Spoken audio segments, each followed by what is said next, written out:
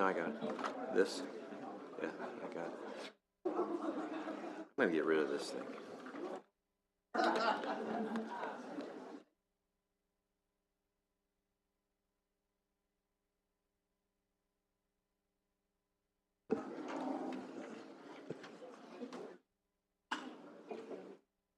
Okay, let's get started. First meeting of 2023. That's pretty exciting. Okay, I'll call the call to order the February 10th, 2023 meeting of the Board of Regents. We have, before we get started, we have two new faces joining our board today. First, Kathy Wilmot. Where's Kathy? Down here at the end. Got it. Kathy was elected to represent District 7 last fall. She is a sixth-generation Nebraskan and resides near her childhood home of Beaver City. Kathy's professional experience includes teaching in Nebraska public school system and serving in numerous capacities in the Kansas Department of Corrections. She has a long history of public service, including 8 years representing District 7 on the Nebraska State Board of Education. Welcome to Kathy.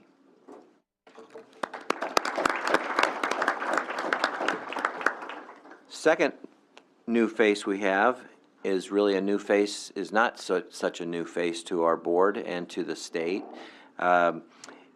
Last week, Governor Pillen appointed Jim Scheer to fulfill the remainder of Regent Pillen, now Governor Pillen's, District 3 board obligations. Many of us know Jim as Speaker Scheer through his 8 years of service in the Nebraska legislature. Public service runs deep for this Husker alum, who has also served on the Nebraska State Board of Education, the Norfolk School Board, and Mayor of Norfolk. Kathy and Jim, we welcome Jim, and Kathy and Jim, we welcome both of you to our board. Okay, let's do the roll call, please. Regent Drake. Regent Clare. Here. Regent Kenny. Here. Regent O'Connor. Here. Regent Schaefer. Here. Regent Scheer. Here. Regent Stark. Here. Regent Whites. Here. Regent Wilmot. Here. A quorum is present. Thank you. Included in your materials is a copy of the minutes from our meeting on December 2, 2022. I'd entertain a motion for approval of those minutes. I'll make it. Is there a second? Second. Second. Are there any comments or corrections to the minutes? Seeing none, roll call, please. Regent Kent. Yes. Regent Sadi. Yes. Regent Sims. Yes. Regent Drake. Yes. Regent Kenny. Here. Regent O'Connor. Yes. Regent Schaefer. Yes. Regent Scheer. Regent Stark. Here. Regent Whites. Here. Regent Wilmot. Abstain. Regent Clare. Yes. Minutes are approved. In compliance with the Nebraska Open Meetings Act, the board has a copy of the act in the southeast corner of the boardroom next to the seating area by the press. We're going to shake things up a little bit this year with some presentations. We're doing such amazing things on our campuses that we felt it was important to have some of those projects that they're working on present to our board and present to you. So we're going to have some presentations this morning. Our first presentation is going to be introduced by Vice Chancellor Boehm, who's going to be introducing our guests that will share an update on the Feedlot Innovation Center. Yeah, thanks, Regent Clare, Regents, President Carter. I have the distinct privilege of serving as the Vice Chancellor for the Institute of Ag and Natural Resources, and also as the Vice President for the NU System for Ag and Natural Resources. And this morning, we're the beef state, so we're going to celebrate beef, and you can't have beef in Nebraska without corn, and that corn is connected to both human consumption and ethanol production. And this morning, I have the privilege of introducing three colleagues. Galen Erickson is our distinguished Nebraska cattleman feedlot nutritionist.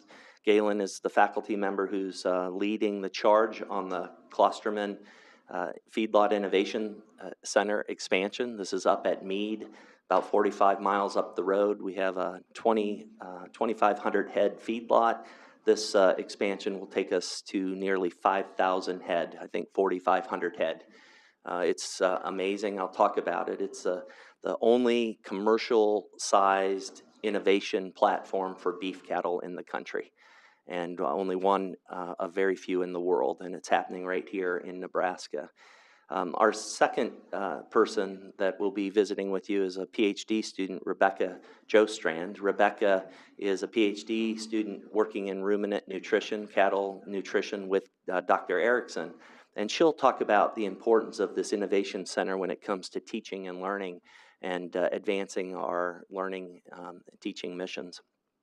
And then when you think about beef and you think about corn and the Golden Triangle and the role that Nebraska plays in feeding a growing world, right now, a little under 8 billion people on our way to 10 plus billion people by the year 2050. We're a big deal. We're the third largest ag economy in the country, right behind Iowa and California. We go back and forth with the number of cattle between us and Texas vying for 1 and 2. But we couldn't do this without our producers. And so we have a producer here from David City, Jack Klosterman, the son of late John Klosterman.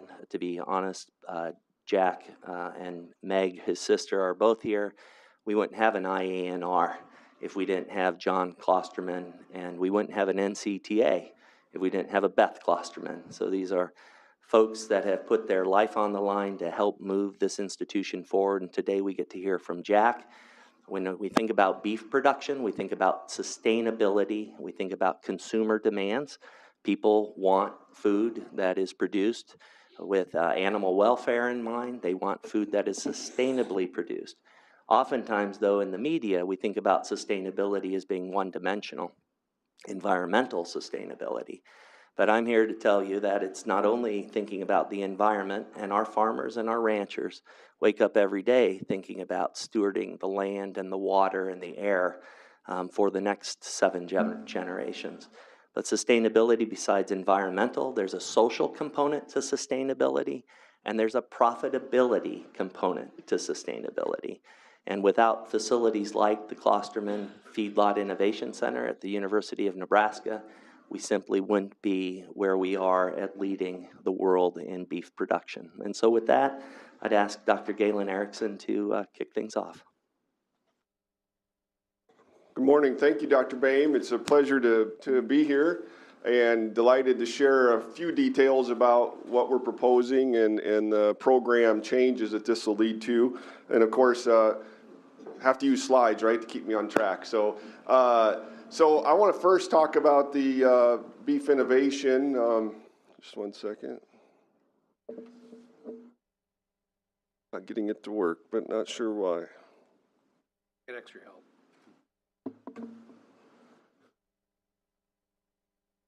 Anyway, so I wanted to first discuss the concept of beef innovation. This is sort of a new initiative, as Dr. Boehm alluded to, that's really going to solve these larger, complex challenges that are facing our...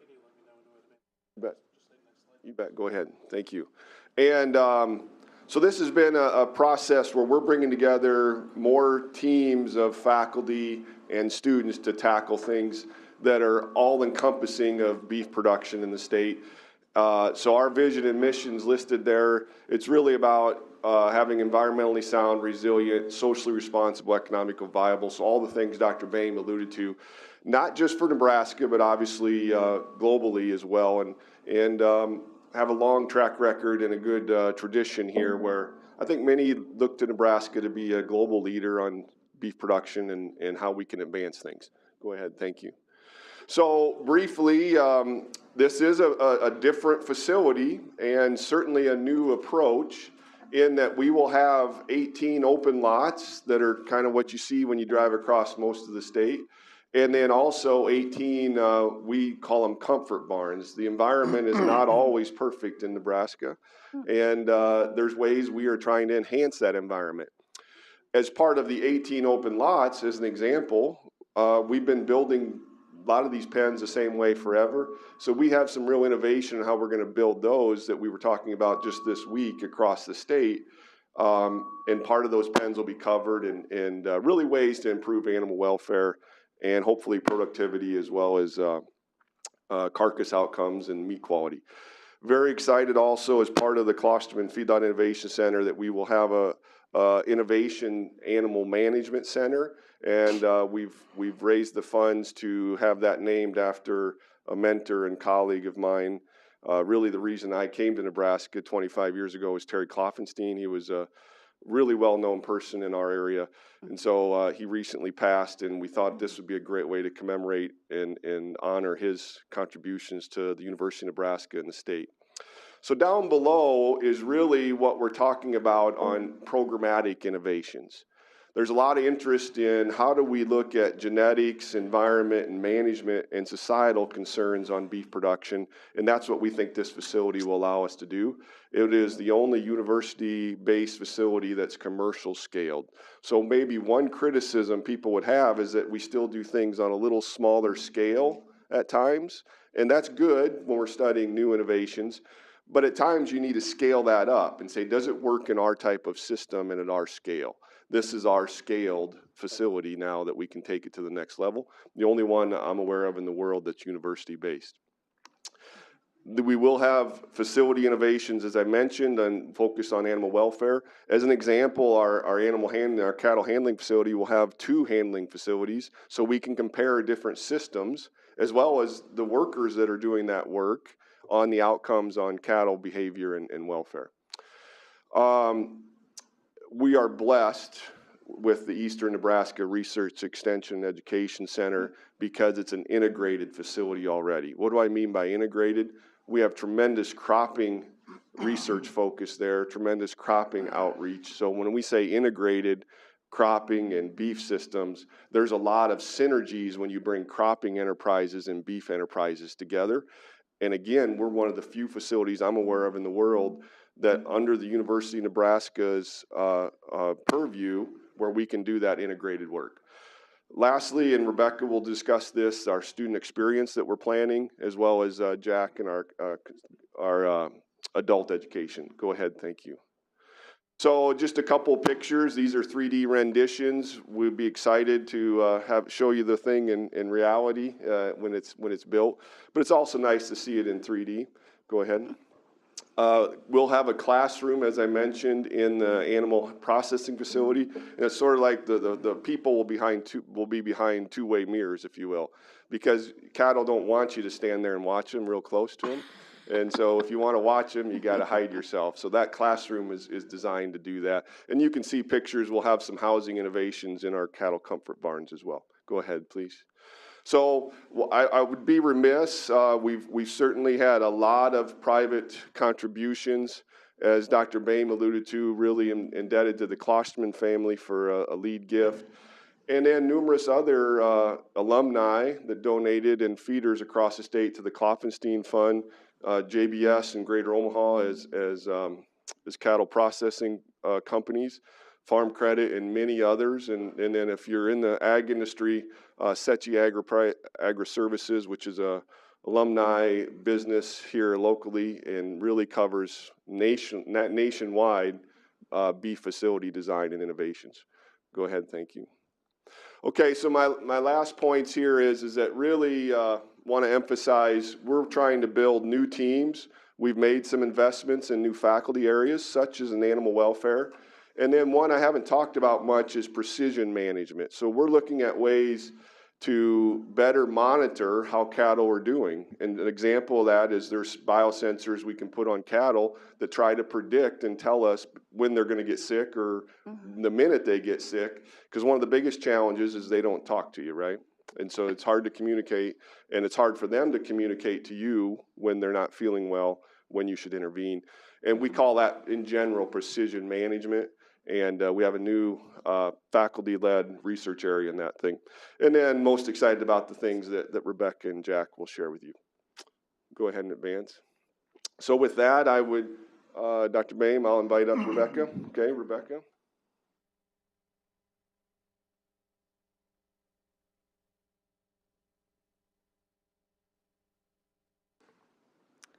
Good morning. My name is Rebecca Jostrand. I am originally from Central Missouri, and I came to the University of Nebraska in 2019 because of all the things that Galen and Mike had talked about, is that there's so much innovative research and so much going on here, and we're one of the leading states in beef production. And so I decided to come here and to really take advantage of those opportunities. And a question that I get pretty commonly is, how did you get here?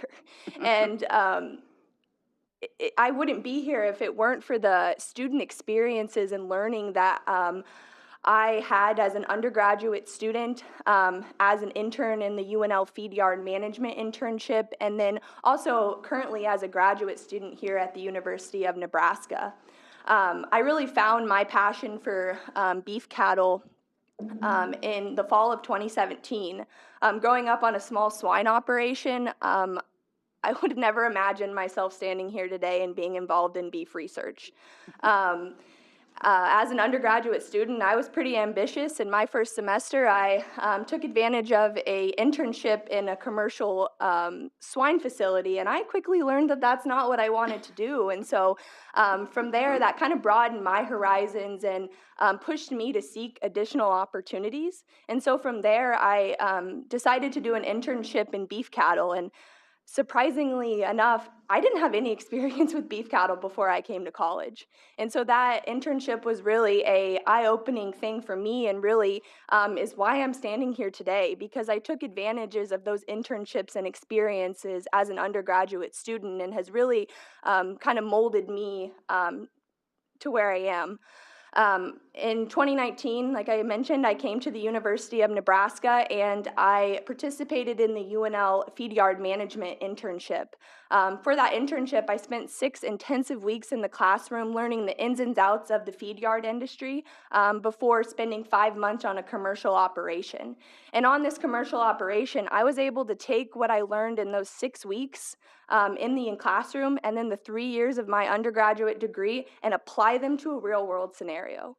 Sometimes I think that's the missing piece for undergraduate students, is that we're in the classroom and we're learning things and we're trying to absorb as much information as possible. But if we don't have those student experiences and internships that allow us to really look into a real world scenario, then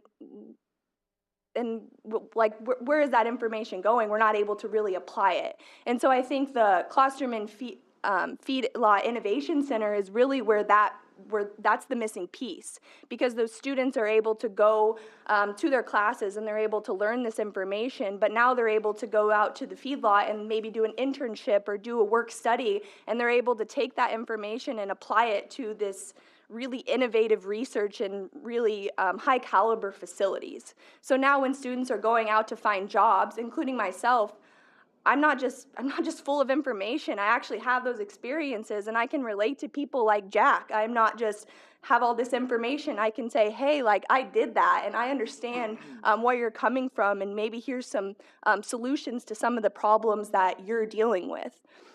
And so I think just want to reiterate just how important this Feedlot Innovation Center is to students like me. As a graduate student, it's pretty cool that this facility is coming here to the University of Nebraska, because this will allow us to really be involved in the most innovative research. And when I go out into the industry here in a few years, I'll be able to take that technology and hopefully implement that into the industry. So I think with that, I just want to thank you guys for being here, and just want you to know how important that this Feedlot Innovation Center is to students, and experiential learning, and how we're going to go out into the industry and hopefully make a big difference. Thank you.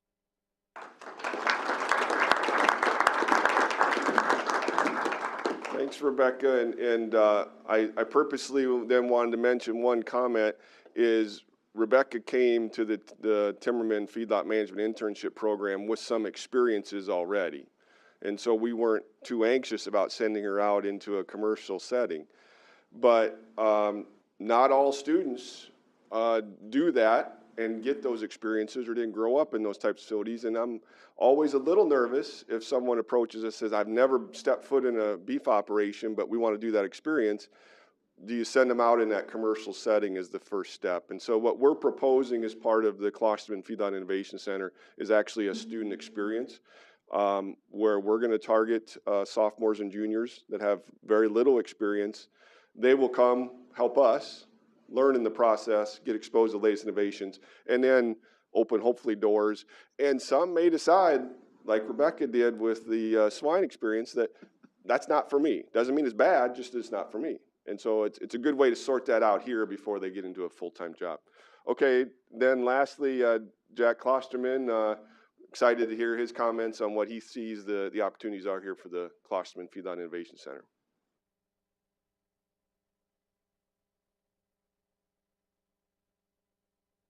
Good morning. Thank you, Galen. Thank you, Mike. I am Jack Klosterman from David City, Nebraska. Our family is, I believe I'm the 5th generation. People always count generations differently, I think, but I think I'm the 5th generation that is part of our operation in David City. First, I need to say, Rebecca, that was an outstanding job.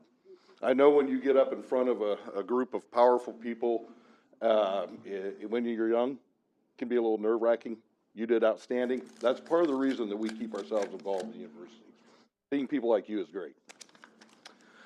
I'm going to address you today in twofold. I know I'm here as a producer, but more importantly, to me, it's a citizen of the state of Nebraska.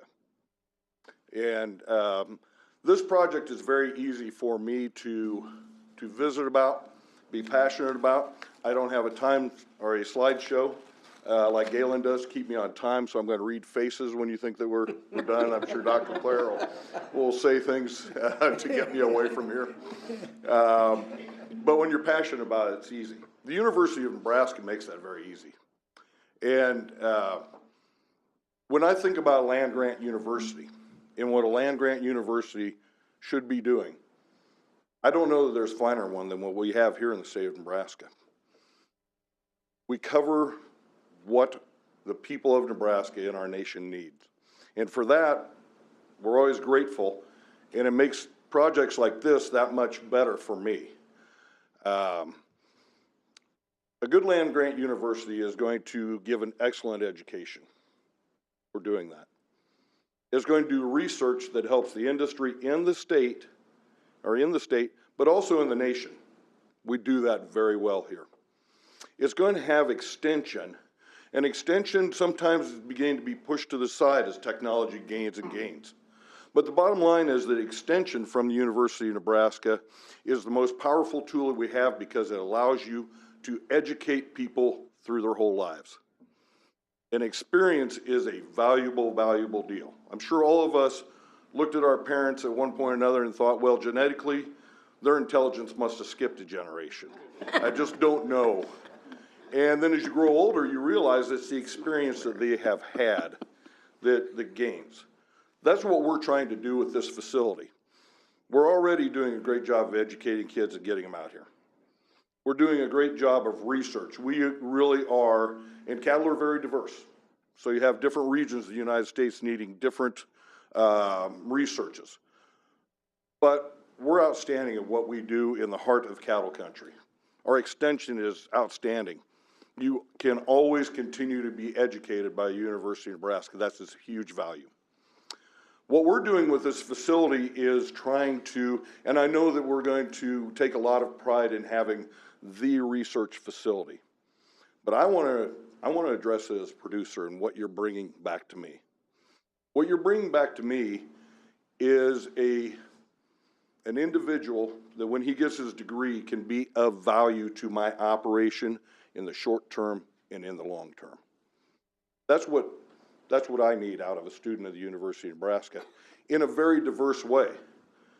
When you walk into the livestock industry, the beef industry specifically today, you better be a good financial manager.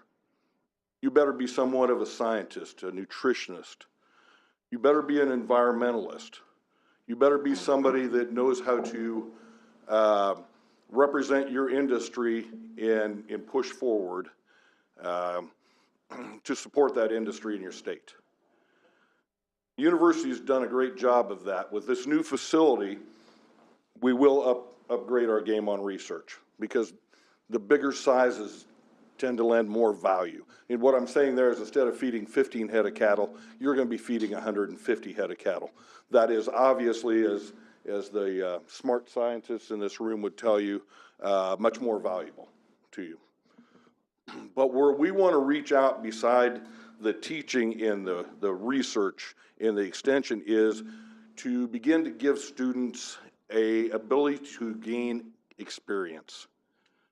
So when I look at it, I'm very excited in the fact that our students will not be just going out there and being lectured to.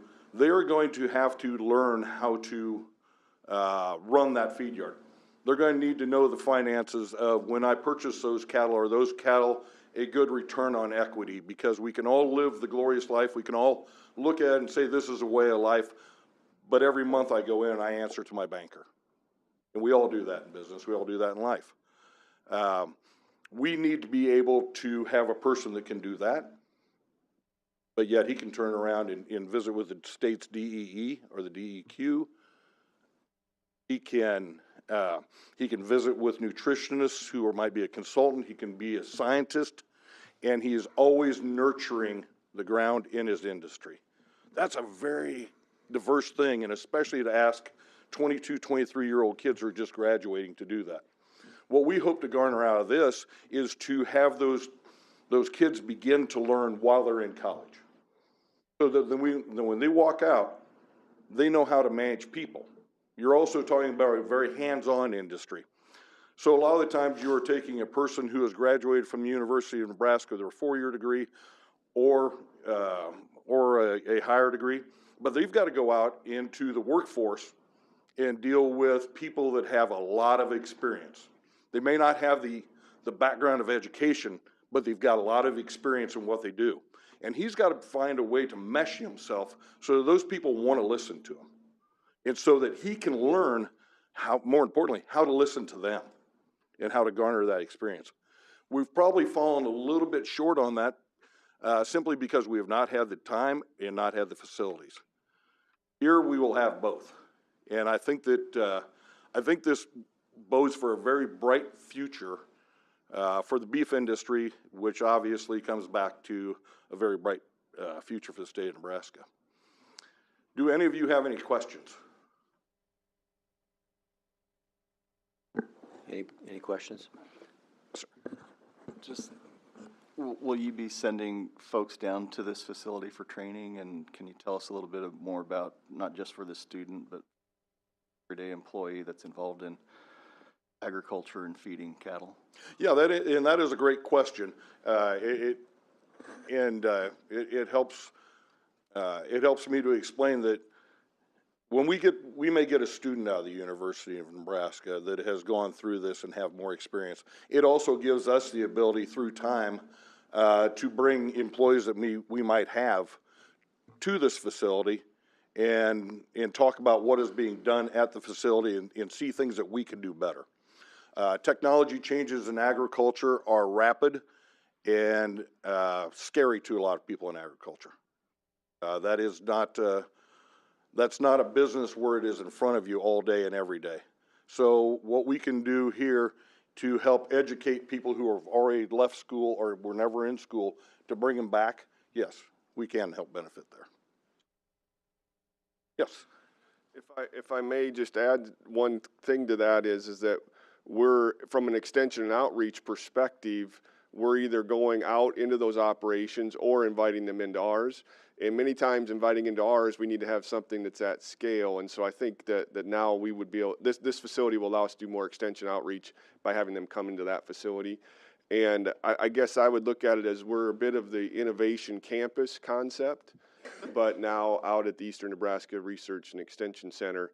And so anything that's new technology that's brought in, that'll allow us to bring producers in like Jack or their employees to say, okay, how does this biosensor work in practice and see it working? So yeah, I think it's going to be a real, plus I would be remiss not to point out a lot of consumer education opportunities, both from a Lincoln and Omaha perspective where we're positioned there.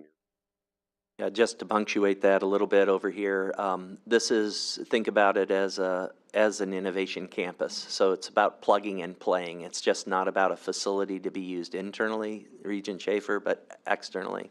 The location of NREC, halfway between Lincoln and Omaha, provides people to have quick, easy access from around the region, around the world. Some of the innovations we've talked about, Galen didn't get all excited about rolled, compacted concrete. This is a big deal. Cattle typically don't like walking on concrete, but having cattle on concrete, especially if they can tolerate it, allow you to collect the manure, allows you to put it into a biodigester, dewater it, create value-add fertilizers that then can be land applied back onto corn that have release characteristics of nutrients that protect our groundwater, for example. Retractable covers on these open pens. This is really a public facility, a public-private partnership that allows innovation to plug and play and be value engineered and evaluated on the backs of us rather than on producers like Jack. They can adopt it and adapt it quickly. So that's a game changer for this platform. Paul, do you have a question? Yeah, one of the weird jobs I do is advise the Environmental Defense Fund, and one of their evil things they're working on now is the gas coming out of a ruminant, and they're saying that they have additives now that they could put in a dairy cow and reduce the methane. Is that something we could study there, and how soon before we could study something like that to reduce methane production? Yes, it's a very good question, and myself and some colleagues, I'm trained more in the nutrition area for cattle, and so a lot of us are focused on that, and I think the University of Nebraska, Dr. Andrea Watson, Dr. Jim McDonald, and myself, we have what we call the methane barn, and we also have head boxes for cattle. What is that? That's basically a box. You got to train the cattle to stick their head in there for a day, and then you measure full gas exchange. So we're all breathing in oxygen, breathing out CO2. Cattle do that too. Just that because they're a ruminant, which makes them one of the greatest animals on the face of the planet, they can take grass and convert it into beef.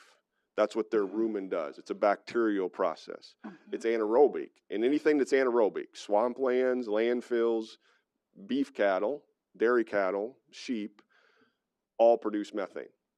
And so there are ways that we're looking at. In fact, we have some really exciting work in our 2023 Nebraska Beef Report on a feed additive. Many of you may have seen the headlines, feeding seaweed to cattle. That's a little bit sensationalized. It's a very specific thing. But yes, we will cut methane production naturally produced by beef cattle by 50% or more in the future. Fantastic.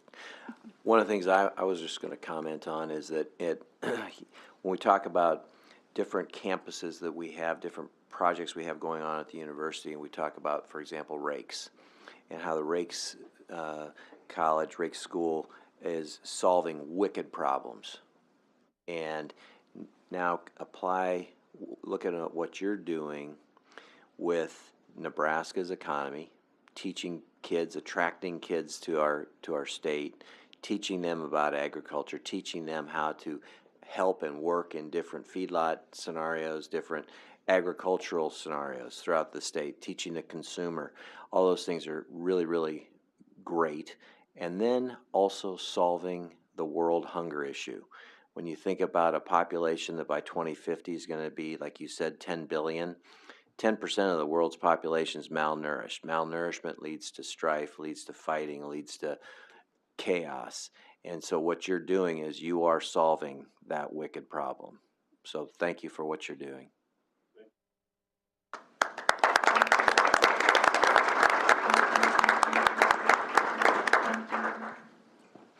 Okay, it's my honor to introduce Senator John Arch, Speaker of the Legislature. Elected to the legislature in 2018 and re-elected in 2022, Speaker Arch represents District 14, which covers parts of Sarpy County, including La Vista and Papillion. In 2023, Senator Arch was elected unanimously as Speaker of the legislature. Speaker Arch served in the healthcare administration for over 34 years, including his most recent role as Executive Vice President of Healthcare and Director of National Research, Hospital, and Clinics for Boys Town. Congratulations, that's really outstanding as well. John and his wife Brenda have lived in Papillion, La Vista area since 1990. They have 2 children and 4 grandchildren. Mr. Speaker, the floor is yours. Thank you for the opportunity to come and speak to you this morning. I was told I could talk about anything I wanted to talk about, so here goes. I want to tell you a little bit about where we are in the process right now. By the way, hello, Jim, Jack. Anyway, we are 25 days into the legislature now, into the session, out of a 90-day session. And so we have accomplished quite a bit, I think, in our first 25 days. 16 new senators. A term limit certainly produces a number of new senators every 2 years. We had 16. 2 of them were returning. Senator Reapy and Senator Conrad were previously state senators, and they came back. So in the first few days, we had the election of the speaker, myself. We had a new clerk, Patrick O'Donnell, of course, retired after 44 years, and Brandon Metzler now has stepped into that. We had committee chairs that were elected that first day. We had committee-on-committee reports accepted. We had a rules committee with a large number of proposed rules that we waded through, and we accepted and then adopted permanent rules. 820 bills, 19 resolutions were introduced in the first 10 days. One of the things I did a little bit different this year that I saw in my first 4 years was there just seems like, and I use the term bad student, which maybe you'll relate to, but the bad student gets the syllabus on the first day and then waits till the end of the semester to do the work, and that's kind of what the legislature looked like in some years, where there was a lot of standing around at the beginning of the session, and then all of a sudden we were doing late nights at the end of the session trying to cram for the last few days. I tried to avoid that this year. We'll see if that works by putting in a couple of weeks of all-day committee hearings at the beginning of the session. So now this is the last day of the all-day committees. We had a week of half-day and 2 weeks of all-day committee hearings, and now we'll go back to half-day and we'll come back to the floor on Monday to begin our debates. During that period of time, we heard 309 bills and resolutions out of those 800 and some that were introduced at the beginning in those 10 days. So we took a big piece out of the 800 bills, and some of the bills I'm sure you've been watching were very large and contentious bills, and we got through those successfully and managed those hearings well, I think. And so we're well on our way, and so now bills are coming out of committee. Some senators are prioritizing bills, and we'll start working through those on the floor now. One of the challenges that we've had this year is we've had a large number of staff turnover in the legislature. Not only our clerk, Patrick O'Donnell, but also a large number of committee staff, legal counsels, clerks, our fiscal office, bill drafters. We have nearly 40 new staff members that have never worked a session, and so we're experiencing some of that in the legislature this year, where some of the inexperience of some of the committee staff, we're helping get them up to speed and having some additional training. And so we'll work through that, but that was part of the struggle of our first 3 weeks, especially with all-day committee hearings. It was putting quite a strain on the system. My role as speaker, I see it really in 2 aspects. One, of course, is to manage the process, just manage the bill flow, manage the debate, all of that according to the rules. That's probably the biggest, or I should say the most obvious part of my job. But from the very beginning, I saw that there was a second piece of my job that I think that I can influence, and that is to create a healthy culture within the legislature. I've been working very hard at that, and so have the senators. From the very beginning, we started meeting off the floor, developing relationships. Those relationships are critical to being effective and efficient in our process in the legislature, and those are the relationships that can fray over contentious issues and perhaps some words that are said on the floor that maybe can't be taken back, and all of that. But it is very basic. We have an issue, as I'm sure everybody is aware in our society, of really a lack of respect for politicians, and in order to build that and keep that, We have got to have rules that we follow carefully and civility within our debate. And so we're working very hard at doing that, and I think that the others recognize that. Some of these issues are very emotional, and there's no preventing that and no denying that. It's just how we then conduct ourselves when we enter those debates. There are some large agenda items that we have this year. Obviously, the dollars. We have the available funds. Excess general funds are about $1.3 billion over forecast. Our excess cash reserve is about $1.5 billion over the minimum of about $800 million that we would want to see in that cash reserve fund generally in that area. So there's a lot of dollars, which also brings a lot of opportunity, I think. I think we have a unique situation in the legislature this year. We obviously have a new governor. We have good leadership within the legislature, people with experience that have been working on some of these issues for many years, that understand the issues well, and we also, of course, have those dollars. I think the goal that is in front of us, or the opportunity that's in front of us, is going to include tax reform. We've approached tax reform carefully over the past several years. We get up to it, and it's complicated. Obviously, school funding is a big part of it. It's not just dollars, it's how we fund our schools, how we fund our public schools.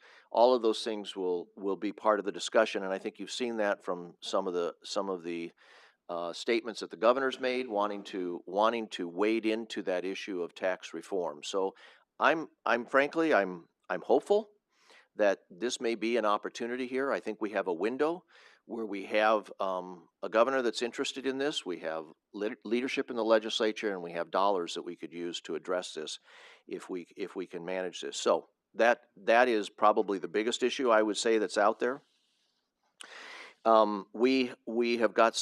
We've got some other issues, obviously, that we have to take care of. LB 1024, which is the North Omaha, South Omaha, Senator McKinney, Senator Wayne, others on that task force have to come to resolution and recommendation to the legislature as to how to spend those ARPA dollars, and so that's going to be a large one. We have voter ID, a constitutional provision that was passed by the voters that we now need to implement. Not simple. We've had many discussions on that, and we'll continue those. Corrections issues, new prison, reform measures, all of those things are in discussion right now. That's large. I put the Perkins County Canal on there because it's a large dollar item and it's a large issue. Water is a very large issue in our state, and we'll have to address that. And then we have all the other social issues. So you've seen some of those social issues the last few weeks. We'll see a few more. And those social issues are also going to be. So what I would say is that we're probably going to see, and I just got done addressing the legislature this morning, but I think what we'll see is we're going to see some, obviously some 8-hour, 4-hour, 2-hour. I mean, it'll be filibustered all the way through on some of these large issues. And we have, I would consider to be a larger number of those issues this year than in the past.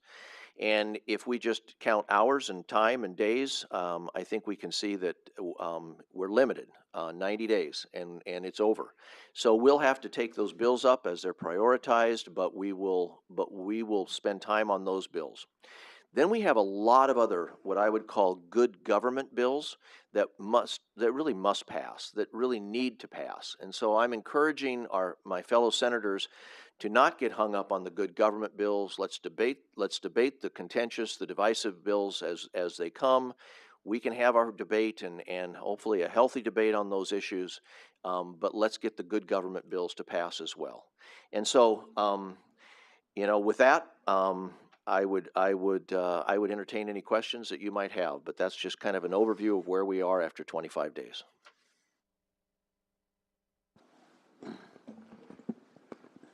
Good morning, John. Good morning. I would be amiss not to mention that one of the most notable things that speakers that have been successful that I've served with and watched over the years is their temperament. And John is absolutely the right guy at the right time to fill that void in the legislature, and has done everything right so far. So congratulations, John, and good luck. Thank you. I describe it as if we successfully land the plane every day, don't fly it into the ground on any day. And every day is a new day, and we just work to land the plane successfully every day. You didn't talk about that, did you? Now I feel like I have to say something. Speaker Arch, thank you for coming here and addressing the board. I just want to make a couple comments on behalf of the entire university system. Obviously, you and I have a strong relationship, and I thank you for your support of the University of Nebraska system across the board. I want you to know that since my time here as the president, we have been very careful on how we spend our money. We value every single dollar we get from the state, and we understand the challenges that are in front of us. And we are excited about, what the legislature is working on, what the governor is working on. We want to be willing partners in that. As you know, we only brought a 3% very modest budget increase, which was assuming a $26 million deficit to our budget just to operate. And I guess my comment would be is we want to make sure that we are not viewed as a competitor to all these other major efforts that are happening. And yet we also want to make sure that the legislature and the people of Nebraska know how important their only university system is to the state and how we have to keep operating. But I am thankful for the good work that you're doing. I'm thankful for the board here and how we've worked with the legislature, and we're looking forward to all the positive changes that the legislature will be working on. Thank you, and I appreciate your use of the word partner because that's how I perceive it. Right. I mean, we're in this together, and we need a motivated, well-educated workforce in our state. We need innovation. We need look into the future. We need all of those things, and I view it as a partnership. We're in it together. Thank you. Mr. Speaker, I'll pick up on partnership as well, because I truly believe that our partnership is what's going to move our state forward. I truly believe that the career scholarship bill that was passed in the Governor Ricketts administration is a huge game changer in helping keep our best and brightest here in the state of Nebraska. I truly believe the internship bill from last session, I believe, is a true game changer in that it keeps our best and brightest getting opportunities in the workforce here in Nebraska. And if they can get those opportunities and businesses have an opportunity to show them what they'd be doing, like we heard this morning before you got here, they will stay in our state and help grow our state's economy and broaden our tax base and benefit all Nebraska.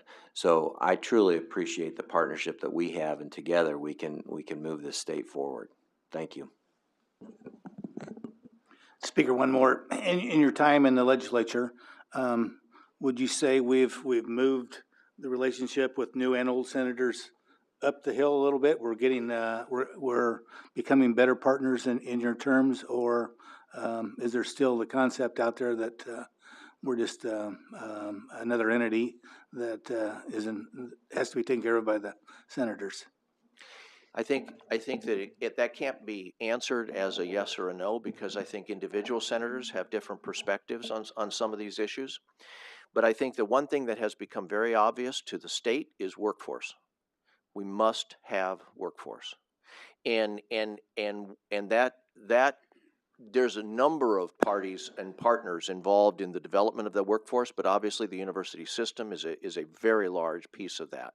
I think as that has risen in appreciation as an issue, I think that there has been a shift.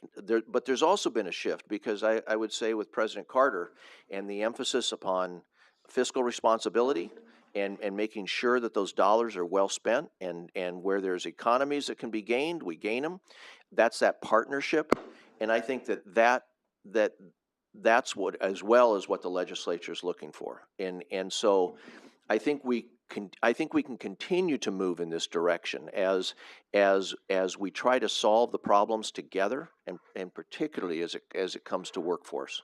We the keeping, the attracting, all of that is just essential to our future as a state. So when we sit down and we talk about those things, and again, I appreciate with President Carter, our conversations has been, you know, here's what we're doing to save dollars, here's what we're doing to economize, here's what we're doing to innovate, here's what we're doing to get into that area of the economy that we can develop. All of those are well received. Senator I Hart? want to add my thank yous for your coming. And I also want to just say, I so appreciate your comment about working on culture. I think that's critical to all of our functionings in all of our different organizations and lives. And I appreciate that because I think as we graduate students, we want to graduate whole citizens who view with respect the culture of leadership in our state and in our country. So thank you very much for paying attention to that and giving it what it needs. It's a passion of mine. Thank you. Thank you. Senator Arch, I've known you for more than 30 years. You've always been a man of great character. Thanks for this and look forward to working with you. Thank you. Yeah.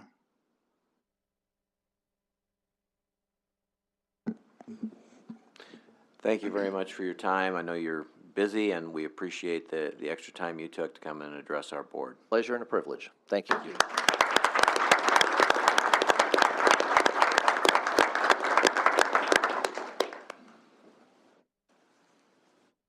Okay, up next, we have Josie Schaefer, Director of UNO's Center for Public Affairs Research. She's got a presentation this morning on future workforce and education demographics.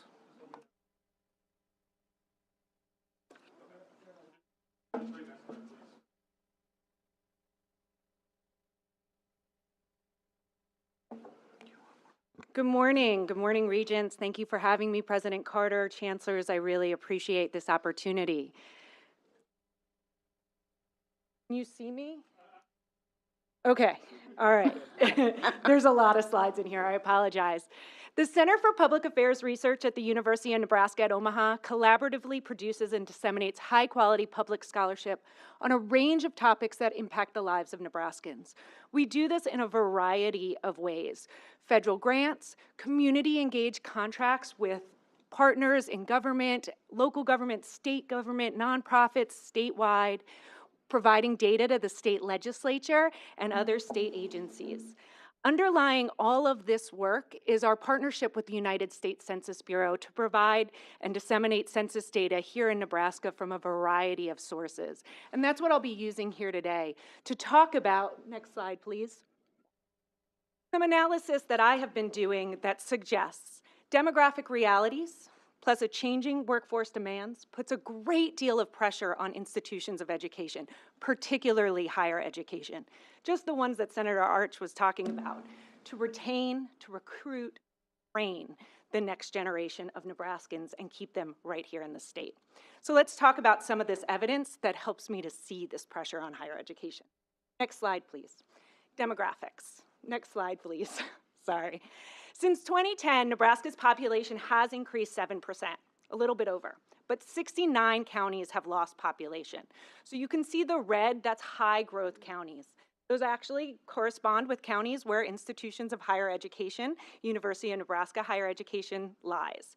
Only stand out there Platte County, so we should definitely talk to our governor about what they're doing there that's working so well to retain that population. But that is a really uneven growth across the state.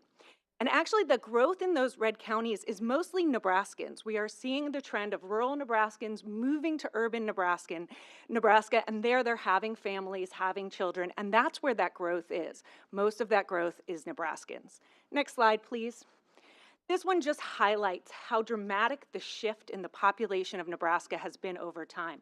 Going back to 1900, most Nebraskans lived in those non-metro counties that are now in decline. Over 65% live in metro counties now, and really just in those core metros, we have 1.18 million in just a couple counties around the state. Next slide, please. This is our population by age group. So when we talk about a growing population, we have three ways to grow. One of those is the rate of natural change, births minus deaths.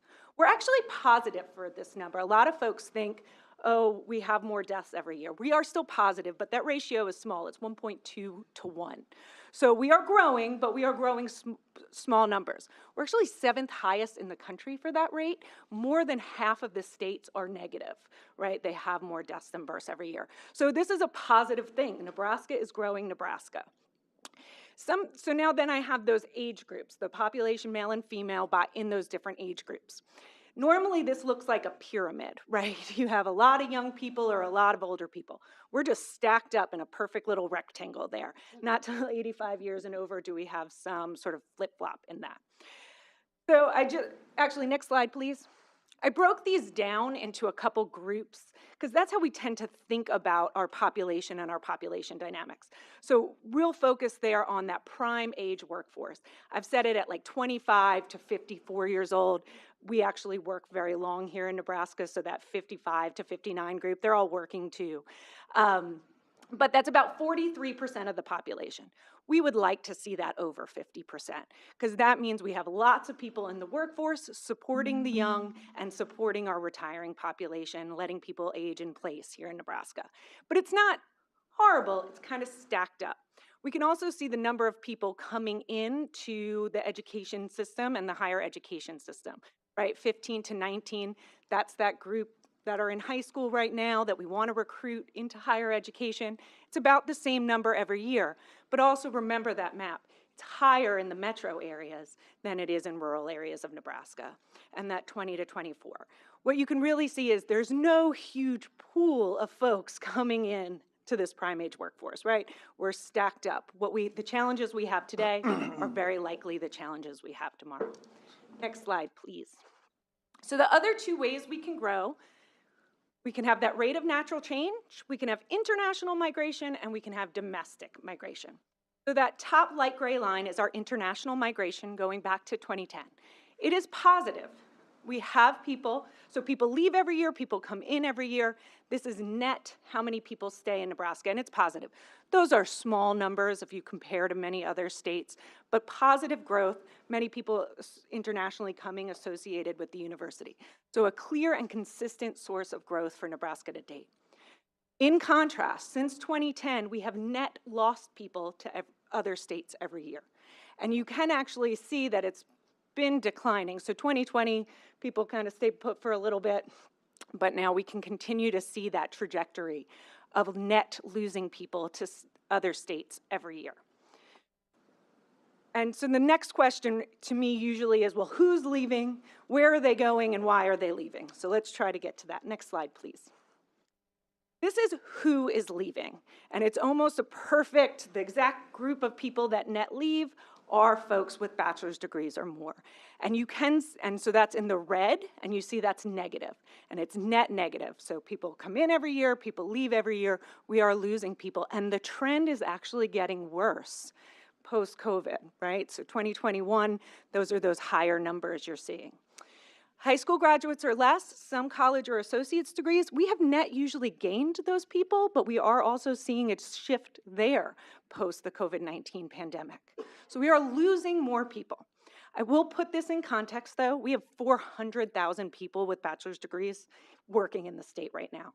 So losing 4,500 is not a huge number, but it is a trend that we absolutely want to look into. Next slide, please.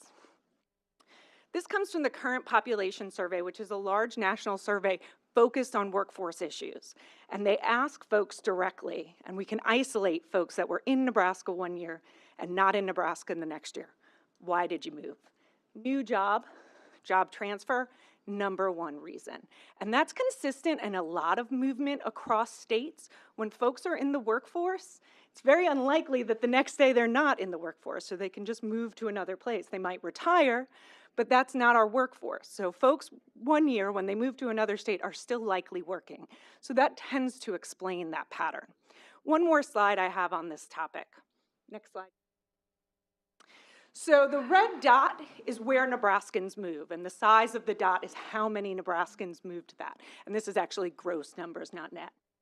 So you can see a really clear Midwest pattern, right? Folks tend to move within the Midwest staying close to home. But underneath that, that gray scale is the job openings rate, which we'll talk about more. I think Nebraska is about 6.7% there. But you can also see a pattern where folks are moving to other places where there are high job openings rate, solidifying, triangulating on this point that job opportunities are a big driver of that outmigration. Next slide, please. Segues nicely into this topic of workforce, as did Senator Arch's comments. Higher education is critical to the workforce of Nebraska, and I'm going to show that in a few different ways. Next slide, please. Across a range of metrics, Nebraskans are unbelievably hardworking. We can see it in tons of different ways. These are just a couple. Red line is labor force participation rate. I'm going monthly, January 19th, almost to the end of 2022. You see the COVID blip, but it's not the blip everyone kind of thought it was. We're back in terms of numbers, percentages just a little bit off, high labor force participation rate. Gray line at the bottom, unemployment rate. We know one of the lowest in the country's consistently, even through the pandemic, and absolutely true today. Another point I thought would help you all see how hardworking we are. Second highest, tied for the second highest, labor force participation rate of those with a bachelor's degree or more. That's those working in the state with a bachelor's degree or more, 90% labor force participation rate. Compare that to the 70% when you look at the state as a whole. Everybody in this state works. We can look at tons of metrics and show people are in the workforce.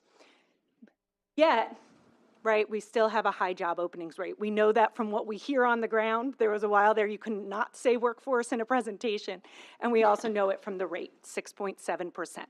That's job openings to total employment. So it's a pretty big number. It's about moderate in the country, but we have a challenge, and there's no pool of workers. We saw it in the age group, and we see it in these dynamics that we can suddenly inject into that workforce.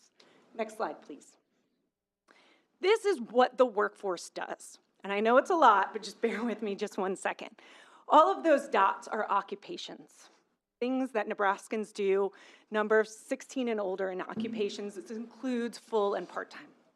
Across my horizontal axis, I have the number of people that work in those occupations. Across my vertical axis, I have the median income for those occupations.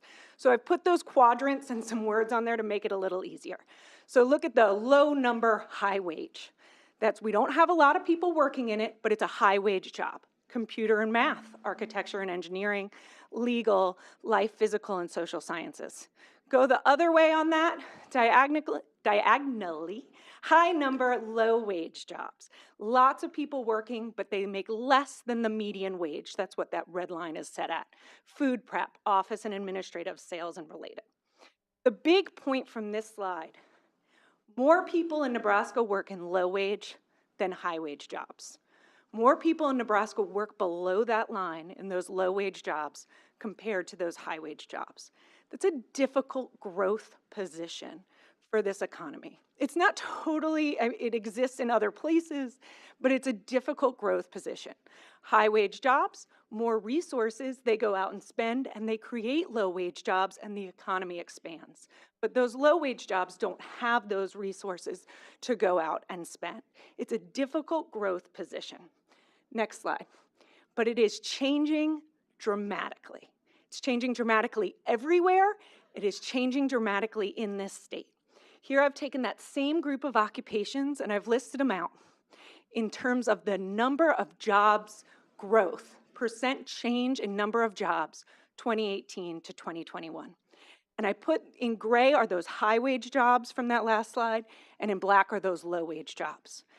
There is a clear and strong relationship. High wage jobs are growing and are growing at unbelievably unexpected rates that were kind of hastened by the COVID-19 pandemic. Very high rates of change. While low wage jobs, some in that group of percent change, but we've actually lost some of those low wage jobs. And overall, every year we are losing low wage jobs and adding high wage jobs. So a dynamic shift in our workforce. Those red lines out there are projected growth 2020 to 2030. And again, you can see the whole economy expected to grow here in Nebraska. This is for Nebraska. But if we add up all that sort of demand for those high wage jobs, we expect those to change much faster than low wage jobs. Next slide, please. So this gets into education. I have whole decks on workforce, so that was pretty brief, but it tells us the change that is coming. So I want to talk about how that change influences education. Next slide, please. This is the percent of Nebraskans at each level of educational attainment. 22% have a bachelor's degree or more, that's over 400,000 folks. 11% with a graduate or professional degree. Those are the folks here in Nebraska that we've had some impact on, you can say.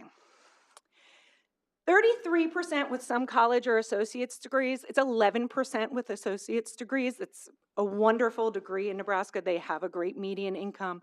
They're doing extremely important work. If you go back to that occupation slides, many of them are in high wage jobs. But that means 22% that have started some college and haven't advanced. Super important group to think about. They are an underserved group of folks. They initiated education, but they haven't completed, and they're already here in Nebraska. So an opportunity for us for sure. Then high school graduate and less than high school graduate. Both groups, again, that we should be conducting outreach to bring them into this system. It's actually a pretty high rate of that. We'll see that later. But the point here is how clearly that correlates with wages. More education leads to higher wages. And we'll talk about why. It's not just because they have the degree, right? They're in jobs that are really important. But that clear relationship, that clear opportunity that higher education provides to advance social mobility, to advance economic mobility. Next slide, please. Okay, another confusing graph. Same thing, I've taken all those occupations. Gray is high wage, black is low wage, but the bar there is the percent nationally of people in those occupations with a bachelor's degree or more. Again, a very clear relationship, even if you don't read it. Gray, high wage jobs are much more likely to have more folks with a bachelor's degree or more. High wage is the same thing as high skill, and we know from what we looked at, high demand. High wage, high skill, high demand occupations are what are growing here in Nebraska and what require a bachelor's degree or more. I have those red targets for those projections, but I think this next slide covers it better. The demand for a well-educated workforce has been increasing for some time. Go back to 1973, 16% of all jobs require a bachelor's degree. Today we have 33% in Nebraska, 35% working in filling out those occupations. By 2030, because of that dynamic shift we've seen, it's projected that 65% of all jobs may require some post-secondary education, some higher education. That is a dynamic and pretty quick shift. And if you think about the jobs that we're creating, those jobs are still being created, they're new, and they require that higher education. Next slide, please. This is the share of folks over time at each level of educational attainment, and I just want to point it out, we are growing the share of bachelor's degrees. We are growing the share of graduate or professional degrees. We are bringing down the share that only have a high school degree or less, but not at the same rates to keep up with that last slide. We would really have to dramatically grow to keep up with that national demand for a high-skilled workforce. Slide, please. And here you can kind of summarize that. We rank 26th in the nation for population 25 years and older with a bachelor's degree. At 33% of our population with a bachelor's degree or more, we rank 26th, right? So that is not competitive nationally with that demand for high skill work. And I think that has a lot to do with the job opportunities picture as well. Next slide, please. In summary, demographic realities, shrinking population, small population to begin with, dramatic shifts in where the population live, plus changing workforce demands, that increase in that high wage, high skill worker are all placing pressure on education institutions.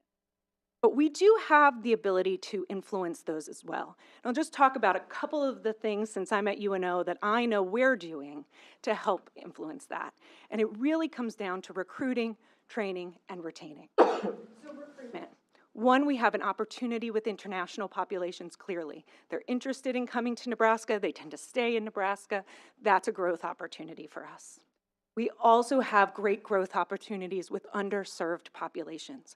There is a group of people right here in Nebraska today that want to pursue higher education and need opportunities.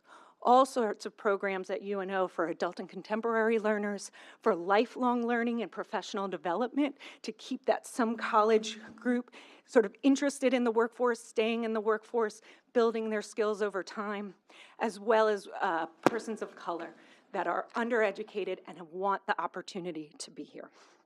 We want to train that workforce. We must use high-impact practices, experiential learning, internships, community-engaged learning, all of which UNO does extremely well to prepare the workforce on day one. We also need to cultivate a culture of working with the workforce to help students see the job opportunities that are right here in the state so they don't feel they need. Thank you so much for this opportunity. I might have time for questions.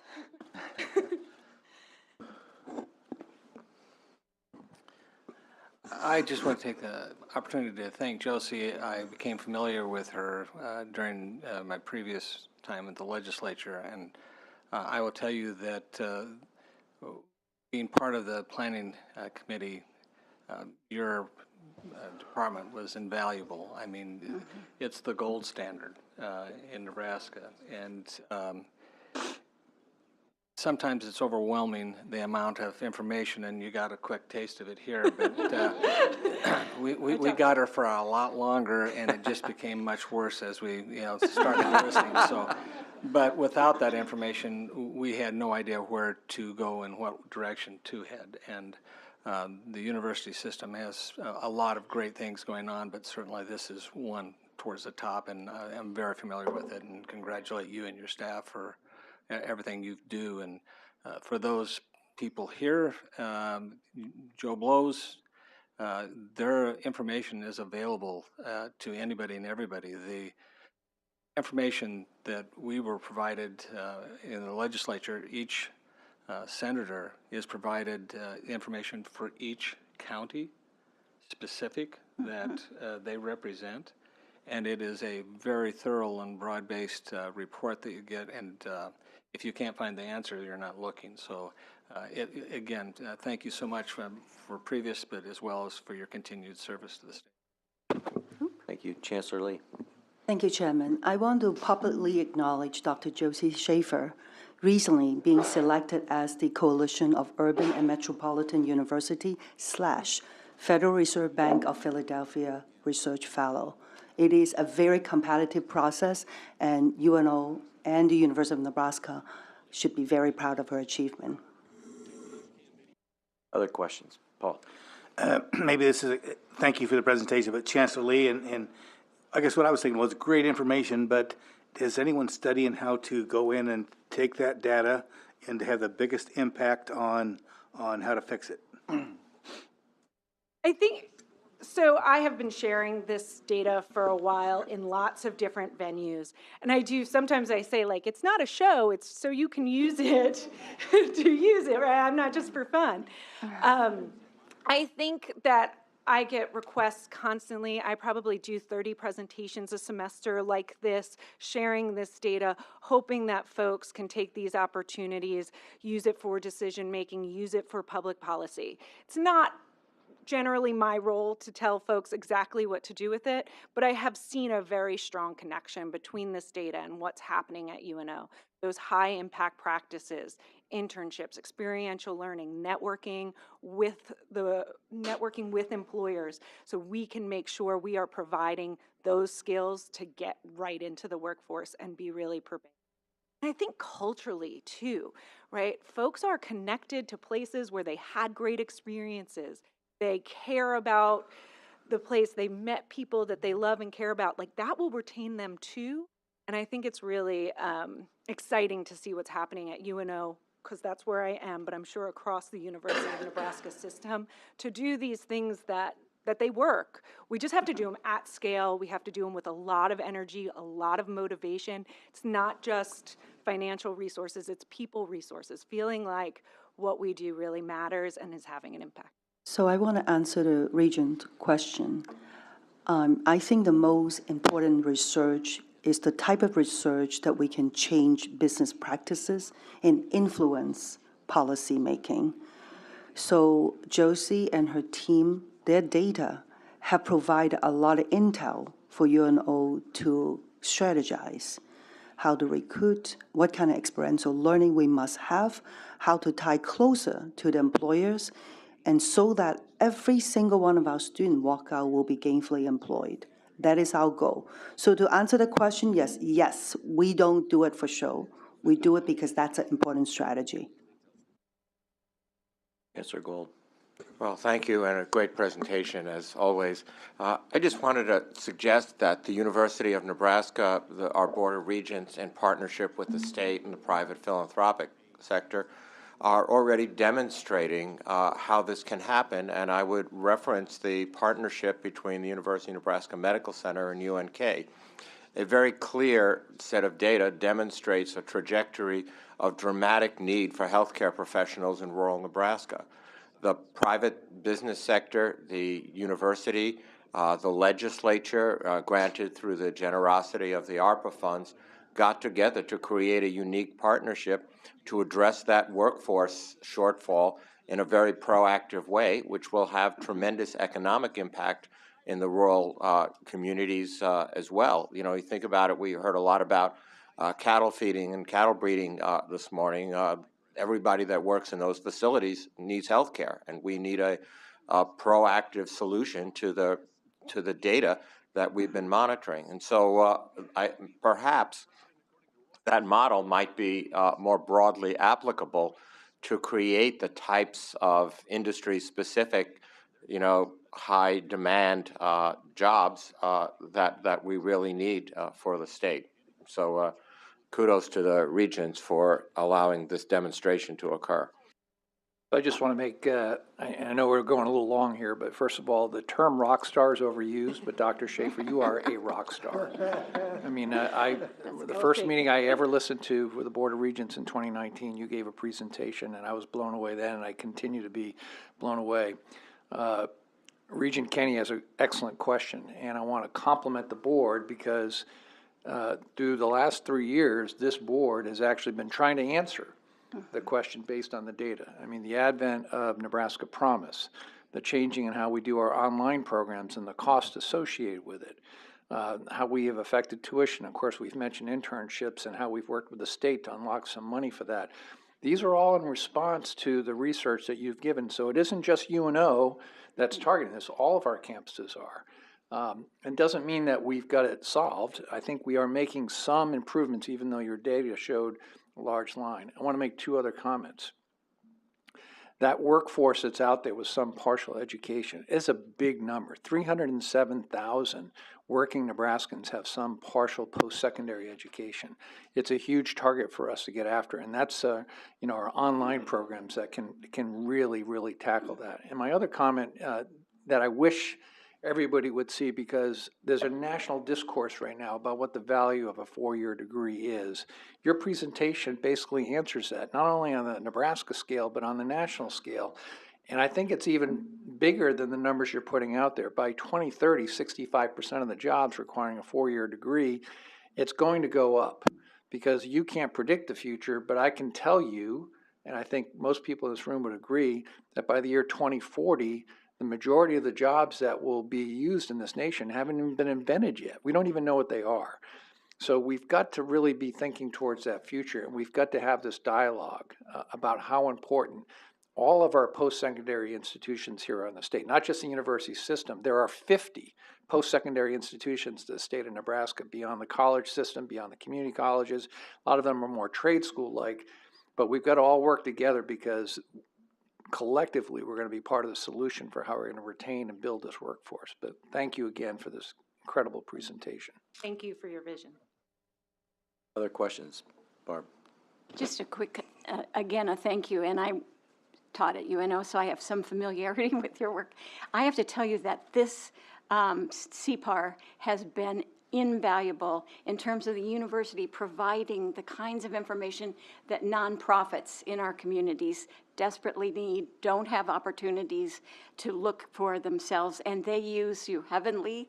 I personally experienced some of that in my work, and I think it's a gift of our university that we need to acknowledge it and let people know about. This is a service that the university is providing beyond educating an individual student. So I thank you for all the outreach that you do, as well as the research you're providing intel for. Thank you. I want to add just one other comment. You know, we sometimes wonder what our role is, what we do, and I can clearly pick up on what President Carter said about the Nebraska Promise, the career scholarships, the internship bill. Those things transformationally change lives, and the lives of the student, the lives of their family, and our state. And so that's why we're all here, because we want to help those students and help our state. So your data shows it. We're going to keep grinding on this end, and we appreciate everything you're doing for us. Thank you. Wonderful news. Thank you for everything you all are doing. Thank you.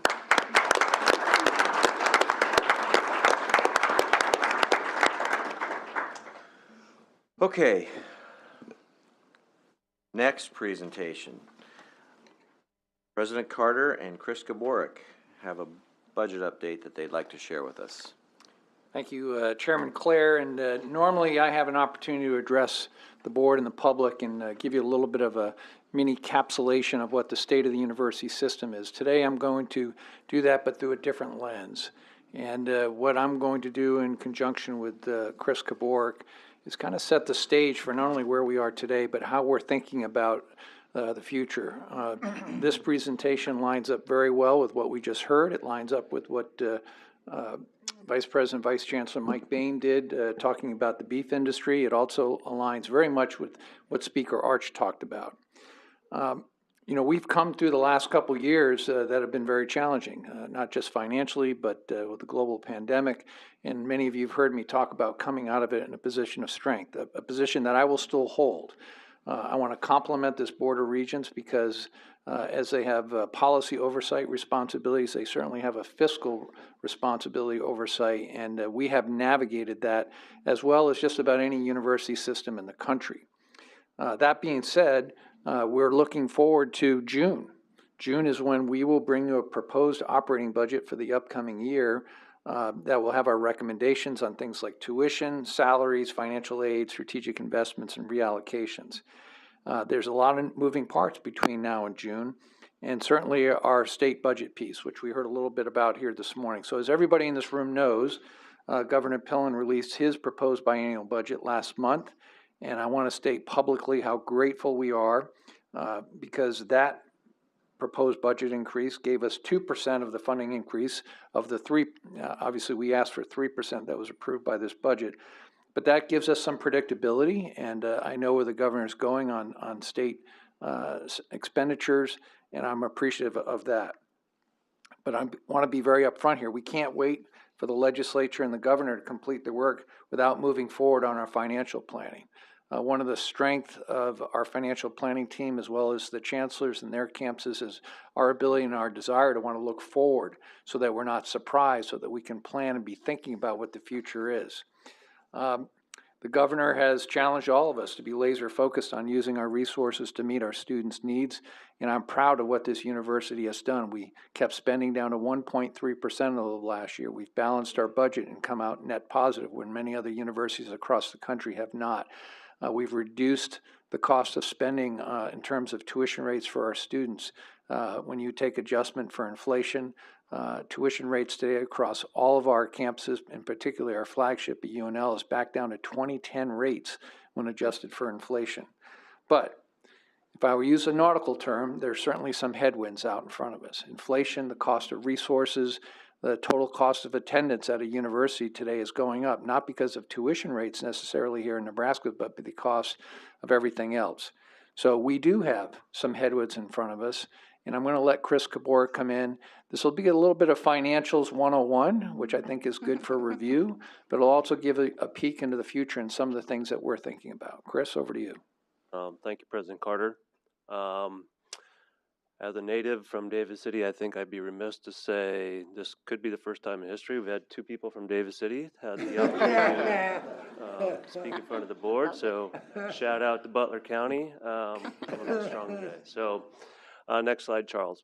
So as Ted indicated, we will be bringing many details to you over the next several months as not only we develop the next 2-year biennial budget, but also as we start looking out 5 and even more years down the road in terms of our long-term planning. So this morning is just an introductory to talk about the fundamentals and some of the challenges that we see with the fundamentals going forward, so we can all start preparing for that.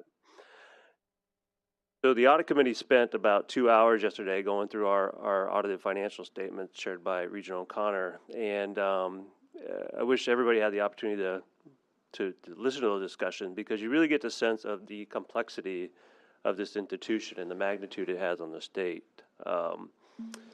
Obviously, the core of this facility is our students and the tuition they pay and the taxpayers and the general fund that they provide the state. That allows us to build student housing and dining services and parking, which all self-fund themselves, but also allows us to go out and get research grants and hundreds of millions of things like you heard with the Feedlot Innovation Center or the work of Dr. Schaefer's office. So, but without the core, next slide, Charles, without that first core of funding, nothing of that else matters. So one of the common questions I know you get as Regents, that President Carter, that chancellors get, and I get is, while we have this very complex institution and all these revenue sources, they're various colors, different colors of money here. And so, what we're talking about today is what it takes to run the basic operation university. So while it's outstanding that our foundation has this multi-billion-dollar campaign going on, those are dollars that only enhance the programs that we have. It doesn't pay for the day-to-day operations of the university or our athletic facilities or our parking garages or any of these other things out there. It's really state dollars, which are about 60% of our funding, and tuition, which is about 40, roughly, is really what makes everything else go. Next slide, please. Next slide. So I'm just going to focus on the fundamentals, high-level things that President Carter, the chancellors, and I, and their teams are all thinking about as we look forward to the next 2 years and even further. It's a pretty simple math equation. Expenses are higher. This is very obvious to everyone. You just heard about the competition for talent. Just as the university is an engine to grow workforce, we have 15,000 faculty and staff so we are always looking for talented employees as well. And with a smaller and smaller pool of labor, we are also seeing the impacts of higher wages. And that's not just here, that's across the country. And then I think everybody's familiar with inflation and, where we have been with inflation over the last decade, where we've been the last couple of years. There were some remarks this week by the Fed chairman that, they're working hard to drive down inflation down, but it could take a while. It might be a little sticky. I'm going to look to my colleague Chancellor Lee, who's recently appointed the Kansas City Federal Board. Maybe she will have some influence on how to bring down those prices in a reasonable manner. But I think we can expect we're going to be living, at least in the near term, in this environment of higher prices compared to what we've seen over the last decade or two. Next slide, Charles. This slide is really a piggyback of what Dr. Schaefer just talked about in terms of enrollment and the volume of students that we might have available to go recruit. So the chart on the left is kind of the national trends, history and trends of high school graduates. I know it's a little bit hard to read. And the chart on the right is what the CCPE is projected for Nebraska high school graduates. So We in Nebraska are, I would say, probably in a little bit better place, as Dr. Schaefer indicated, that, nationally, high school graduate enrollment is expected to decline if you look out to the next, 10 to 15 years. In Nebraska, we're expecting to be, some ups and downs here and there, but, relatively flat compared to what we've seen over the next decade. So, again, a much smaller pool of students that we all are looking to attract to our institutions. And so I know that's why President Carter has made enrollment all hands on deck. I know the chancellors and their team are working very, very hard on putting together strategies to combat some of the demographic challenges. But, it's very clear, at least from the fundamentals, that it's going to be that much more difficult to find a lot more students to attract to our institution, but we're working on it. Next slide, Charles. And so if you think about tuition, and there's going to be fewer students to recruit and get to our institutions. So that's one challenge with the revenues. The other revenue challenge is with the state. Like President Carter said, we are very grateful for Governor Pillen's 2% budget recommendation. I will add that he also funded all of our capital construction requests, funding for the rural health entity, and additional funding for the career scholarship. So it's a very, very positive place to start with. But if you look historically, you have two charts here. The chart on the left is our state appropriation per student FTE at the university, adjusted for inflation. And so just historically, state funding has not kept pace with either the growth in enrollment at the university or inflation. So that's been on a pretty steady decline over the last 2 decades. The chart on the right is our actual annual percentage change in state funding per year. So just to remind everybody, we don't get any property tax. We are solely reliant on state general funds. And so we are somewhat susceptible to when there's a decline in the economy and the state has to scale back on their investments, that the university also sees a decline in state funding.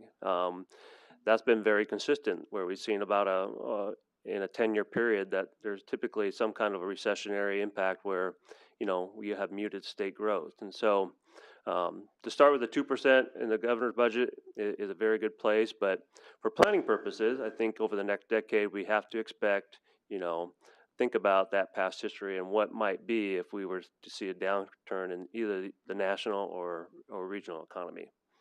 Next slide, please.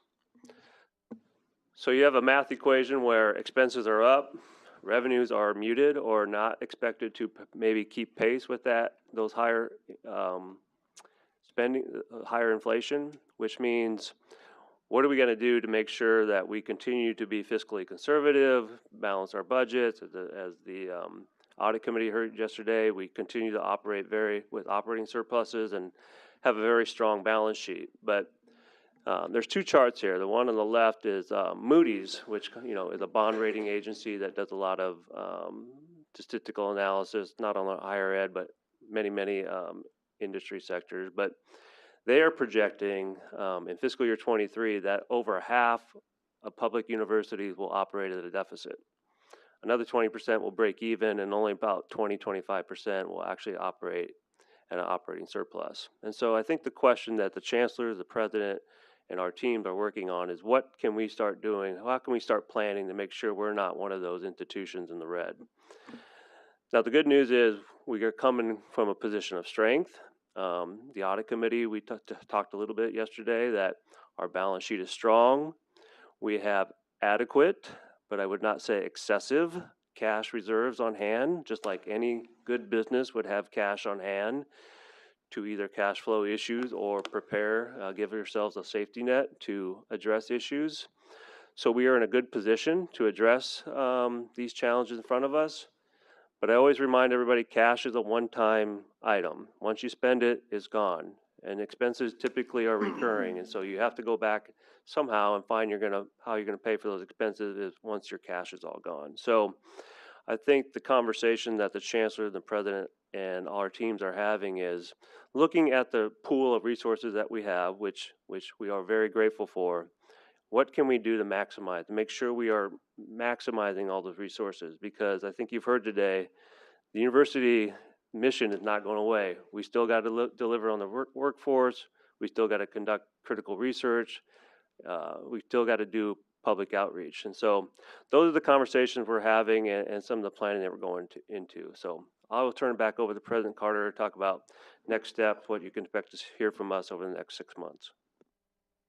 So great presentation, a lot of information there. The biggest point I want everybody to take about this is we are really critically thinking about what our future is. And this type of planning is what will continue to make us successful.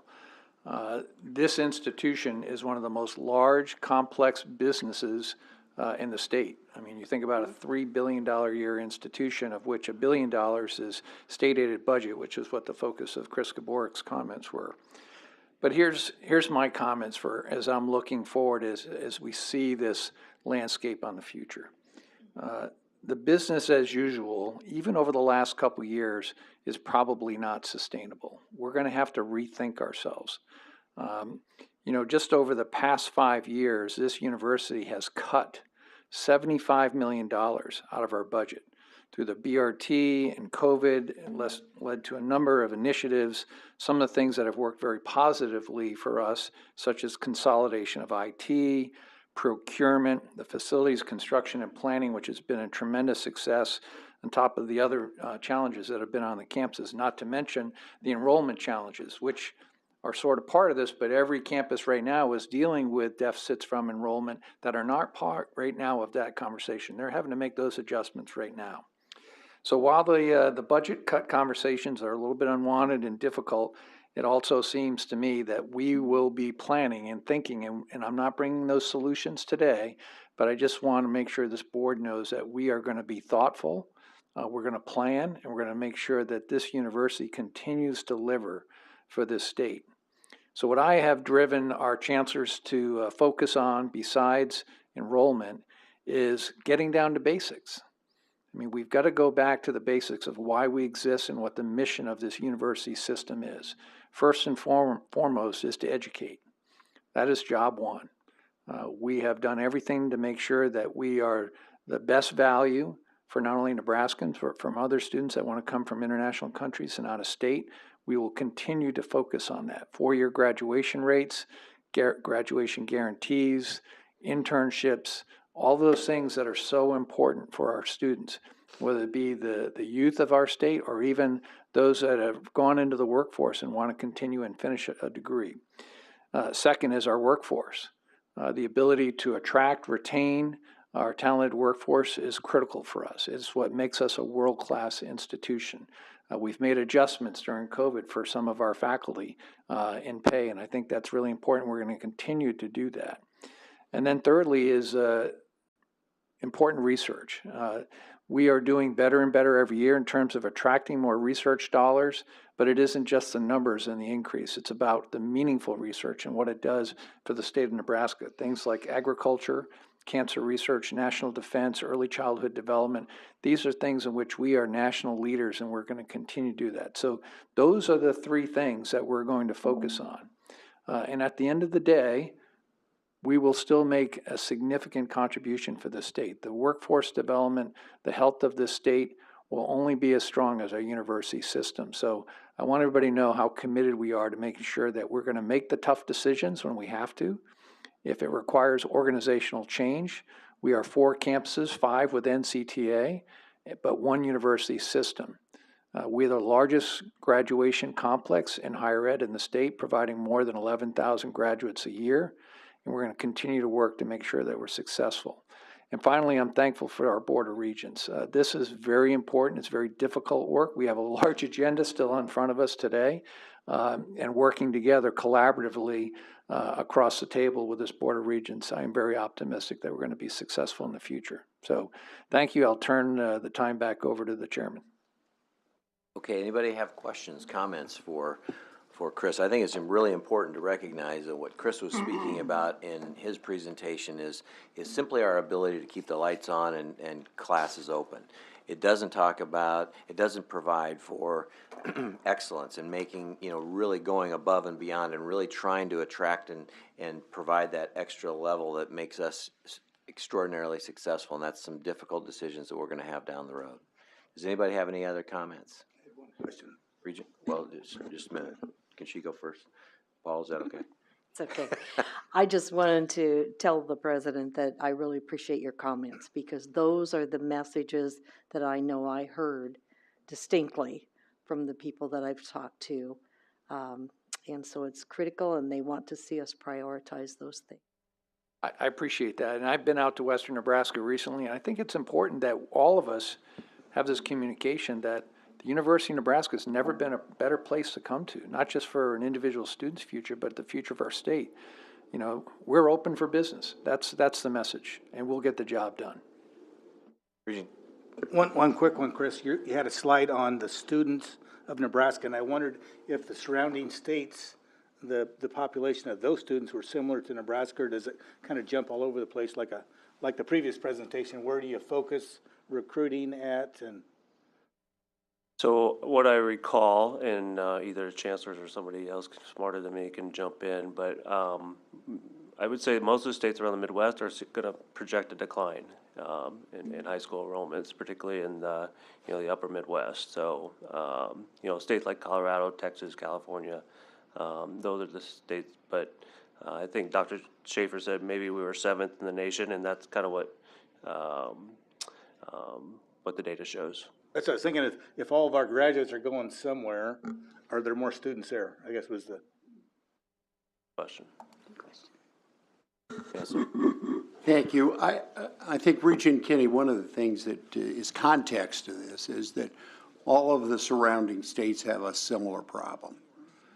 And that is that in the rural areas, there are dramatically fewer people, and they're continuing to move to the more populated areas.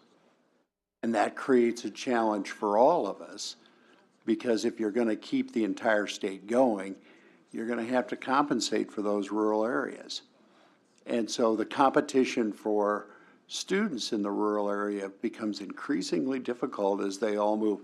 So the chart you saw, I mean, basically started in the 1960s, where students, not a lot, but a little every year, moved from rural Nebraska to Omaha and to Lincoln. That caused no great problem in any one year. But over decades, where we're at today, look at the number of Class A high schools you've had to build in Omaha and Lincoln. That's a great cost to accommodate those students, but you've stranded those facilities in rural Nebraska. And so those are the real demographic challenges, and those are true in Kansas, Iowa, Missouri, Colorado. As those students begin to go to the more populated areas, how do you recruit them? How do you keep them in rural areas? So Chancellor Gold was very accurate in terms of one of the ways is healthcare. That's the reason it's real important to do the rural health. But it's true of teachers. It's hard to keep teachers in rural Nebraska. Why? Because there's just fewer people who are there to do it. And so the demographics are extremely interesting, and they're necessary, but they're very real, and they've been there for a number of years. Yes, Lee. So another interesting fact that we have to pay attention is the higher ed enrollment shrinkage. It's a crisis. And as a state of Nebraska, we should bring it to a national conversation to position the state of Nebraska to be very welcoming, very well prepared in the future economy. So the surrounding state of Nebraska, majority of them are actually facing enrollment decline. That is a fact. But does it mean the state of Nebraska cannot compete? I'll back to differ, right? Like for UNO, we have been focusing our strategy and looking at the 11 states surrounding Nebraska. We're also focusing on international. The goal is how to ease the workforce shrinkage by bringing a stronger input in the state of Nebraska through the system, and providing a healthy output and pipeline, providing for our economy for the state and beyond. So we have been thinking about all the chancellors have been working feverishly every day to try to resolve it. But I don't want to be naive. The competition's out there. But I think Nebraska's price point is very competitive both domestically and internationally. So we can fight this if we want to, but it would just require everybody, not just, chancellor or president, everybody in our community will have to talk up the state of Nebraska, why that makes sense to come to the state of Nebraska. Just a quick comment. The Office of the Provost is a very important partnership in this discussion because it is critical that we maintain the quality, not just the access to these programs, but the quality of the workforce product that we produce. And to be sure that the decisions that we make are always balanced around that quality, access, and value of the education. We want to be viewed as, and I believe we are in many, many different venues of areas we teach in, as a high-value proposition, meaning the quality of what we produce, the selectiveness of the workforce that we generate is highly appreciated, not just in Nebraska, as you saw from the previous presentation, but in other states as well. And we are viewed as being very affordable. And maintaining that critical balance in the quality of the educational process, the accessibility, and the value is what this partnership is all about. I'll just finish this with one of the strategies that we'll be exploring is how we work with the private community and maybe eventually even with the state to think about the types of scholarships that we want to present. And I'm targeting two specific cohorts here within the state of Nebraska. The top 20% that graduate high school that offer given incredible scholarships to go elsewhere and not just tuition free, but total cost of attendance to go out of state. We have some programs, but they're relatively small. We have to think differently, and that may include the Regents scholarship. And then the underserved population that really wants to come to university, but even a free tuition program like Nebraska Promise doesn't cover the cost of attendance, where 2/3 of that cost is housing, parking, food, and they want that campus experience. So we're going to have to think about what it means to have a true scholarship here to attract both those very large cohorts that could have a significant change on what our enrollment is. And that's not easy. And that's not something that we just can pull that money out of thin air, but we're going to have to rethink about what a scholarship is to attract all of the population that's coming out of high school and the adult learners that are here in the state of Nebraska. Thank you. President Weitz. One of the things I think that we have that we could use very powerfully is that we are working on building a rural medical center in Kearney. And I think that shows that we are looking at the state as a whole state. We're trying to move educational opportunities to the western part of our state. And I think it's something we can build on as a you can see our direction kind of moment. So I'm very excited about working hard on this, and I thank you, Ted, for your all the information. Other questions? Albert Einstein said, in the middle of difficulty lies opportunity. So this is going to be a great opportunity for us, and that gives us a chance to showcase our commitment to not only the students but the state of Nebraska. So we'll keep thriving there. Any other questions, comments as we get into the next phase of our meeting? You know, there's a story that I really love, and I've heard Chancellor Gold tell the story about when President Kennedy was in office, and he said he wants to put a man on the moon. And he went down to NASA and visited NASA as part of that process and that program, and that to provide a little motivation to him. And he runs into a janitor there, and he says to the janitor, he says, "So what do you do here?" And he says, "Well, sir, I'm here to put a man on the moon." And the commitment that everybody in NASA had, whether their role was here or whatever their role was, it was all for the same purpose. And so now we're going to get into a phase of our meetings that's the Kudos Award, and we'd love to have all of you help put a man on the moon as well. But we can't recognize all of our staff, but we do recognize some of our staff that have taken that have been recognized by their colleagues in their respective areas. So the Board of Regents believes it's vitally important that we acknowledge your commitment to the university, to your respective campus, etc. To have been nominated by a supervisor or a peer is an honor in and of itself. So as the kudos recipients are announced, please come to the podium and join the Regent making the presentation. Following each presentation, we will take a picture that will appear on our website. The President, Chancellor, recipients, families, and supporters are invited to all join in on the picture. So our first kudos recipient is Aaron Estes from the University of Nebraska at Kearney, and the award will be presented by Regent Sadi. Student achievement and the overall student experience are the personal and professional focus of Dr. Aaron Estes, Director of the Academic Success Offices at UNK.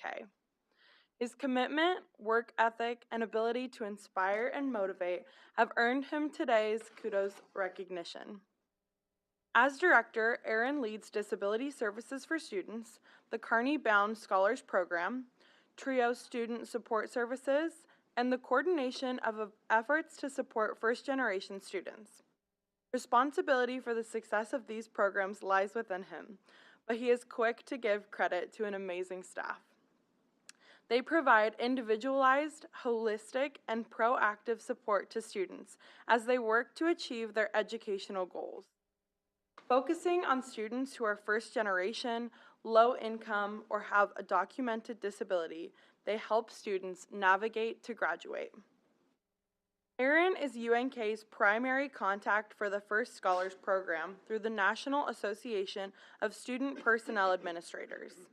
He co-leads the UNK professional learning community, promoting at-promise student success, or PASS. This is a collaborative program with USC's Pullis Center for Higher Education, where expanding research related to the Thompson Scholar Learning Community will enhance UNK's culture of student support and positively impact student success outcomes. Aaron has a family history at Kearney State and UNK. I was basically raised on campus, he says. His father, Dr. Kent Estes, was a Kearney State College and UNK professor. His mother, Barb, is a member of UNK's Human Resources team. Aaron earned his bachelor's and master's from UNK, and his wife, Kara, also holds 2 degrees from UNK. While his doctorate in educational leadership is from UNL, we won't hold that again. It is safe to say that their 3 children, James, Jack, and Avery, are Lopers. Aaron is joined today by his wife, Kara, and mother, Barb. Aaron, please accept our congratulations and appreciation for the important work you are doing now and for the positive and lasting impact your work will have on the future University of Nebraska students and families.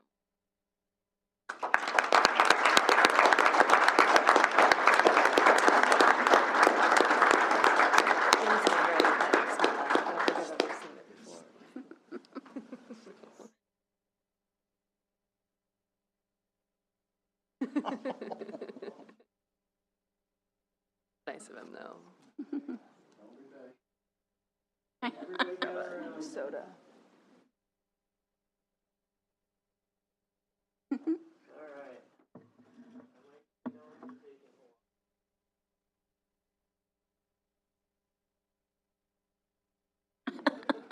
used this thing before. Found a shirt in the alley. A family.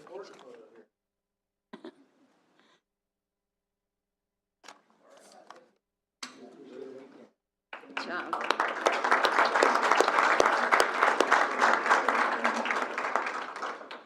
Congratulations, Aaron, and thanks for your service. Regent Drake will present the Kudos Award to Sarah Hakey of the University of Nebraska-Lincoln.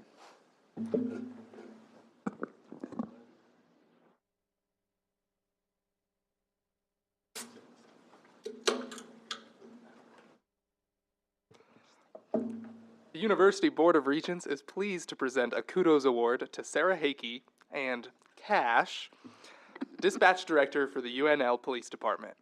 Sarah joined UNLPD in December 2021, and her responsibilities of managing dispatch services and police records, along with the property and evidence functions within the police department, keep her busy.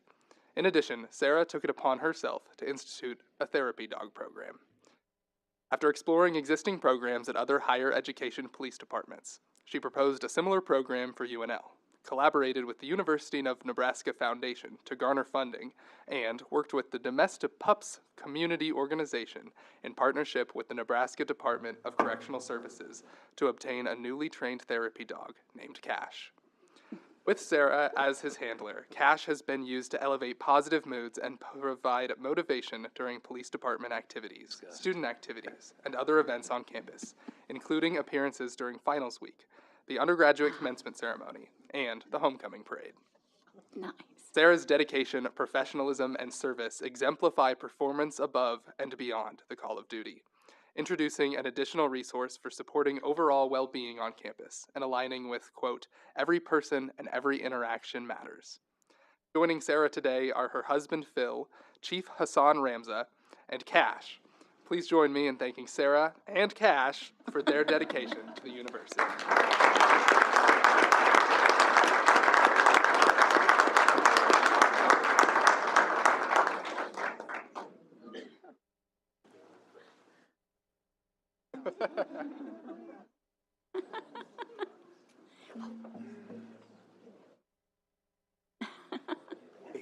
I got replaced by a dog. You know that? I got replaced by a dog. Good dog. You think you got problems? I used to do therapy. I love it. Everybody wants a picture now. It's okay. It's okay. Good job, Cash. Good job, Cash. Thank you. Okay, didn't make it. Congratulations, Sarah and Cash. I love it.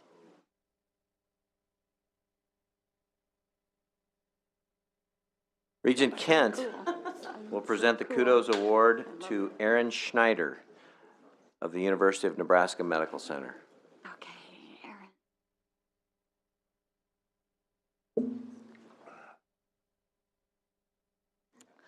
On behalf of the Board of Regents, I am pleased to present a Kudos Award to Aaron Schneider, Associate Director of External Relations for the Behavioral Health Education Center of Nebraska, or BEACON, which serves as the state's Behavioral Health Workforce Development Center.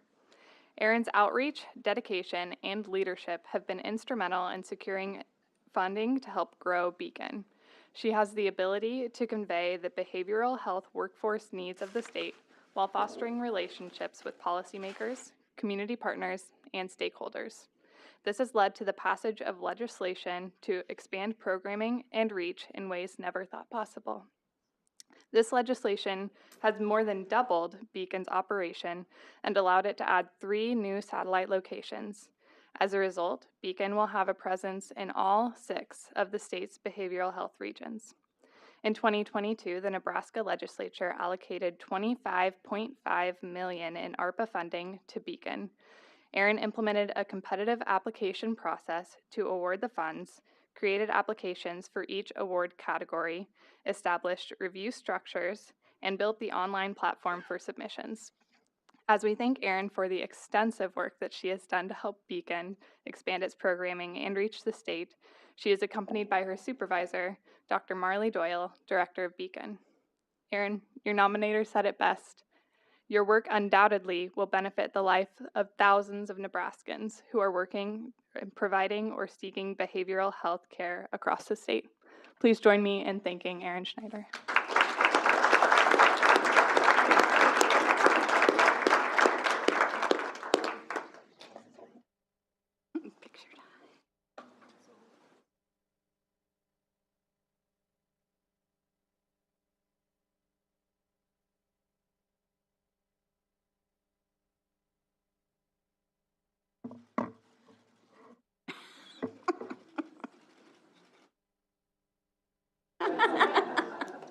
Good work.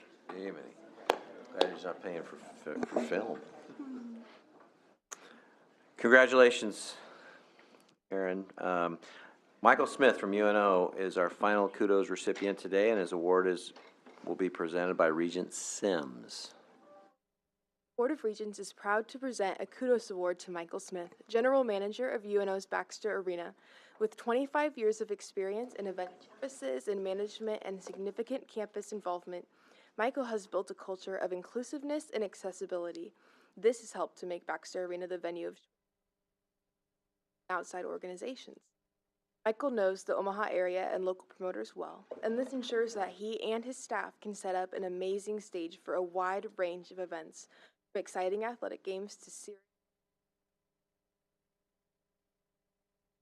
His career has provided the opportunity to plan and oversee some of Omaha's biggest events like the USA Olympic Team Trials in curling, the USA Olympic Swim Trials, and the NCAA Men's College World Series, and the countless concerts, sporting events, family shows, conventions, trade shows, and expos. In 2022, Outside Parties contacted athletics about hosting a memorial service for Marlon Briscoe at Baxter.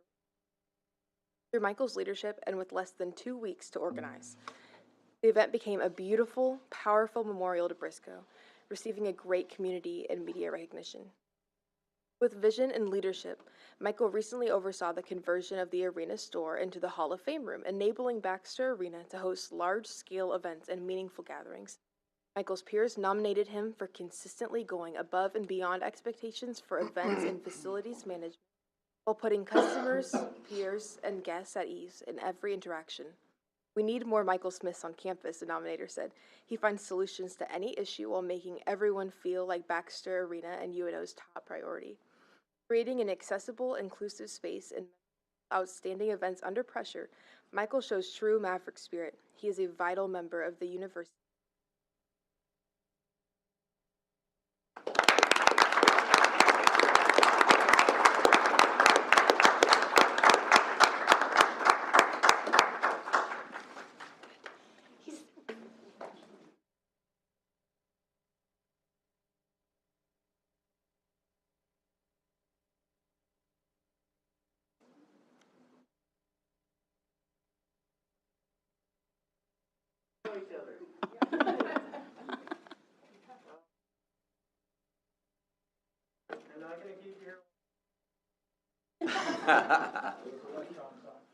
They're not anymore. Oh my gosh, congratulations.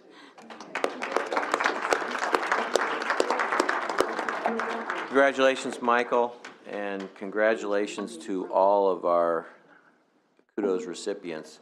And while you are most welcome to stick around and watch us put a man on the moon, Or a woman. or a woman. Well, but President Kennedy said man. Yeah. So you're welcome to stick around and observe the balance of our meeting. If you wish to leave, now would be a good time to exit stage right or left. And while they're departing, I'm going to suggest we take let's get back at 11:10. We'll take a break. Who's picking me up? It's going to be later. Yeah. She's been trying.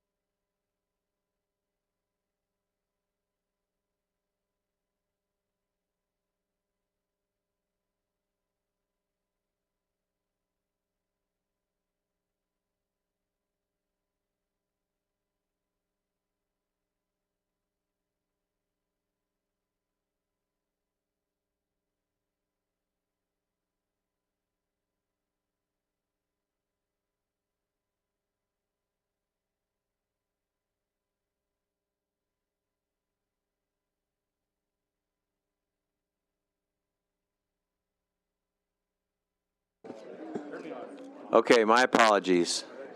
We started talking about the sandhills back here.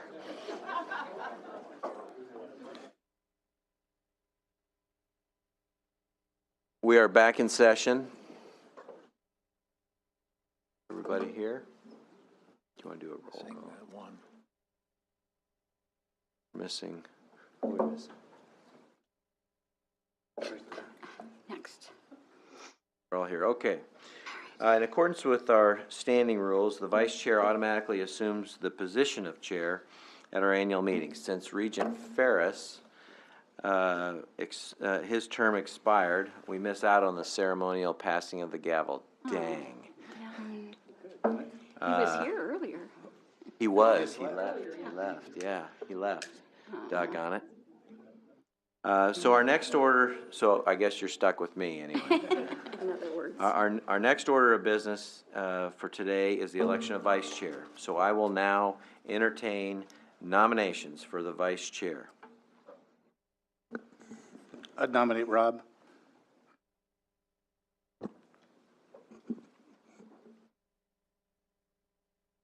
I'd nominate Regent Whites.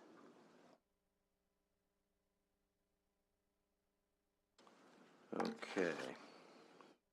Are there any other nominations?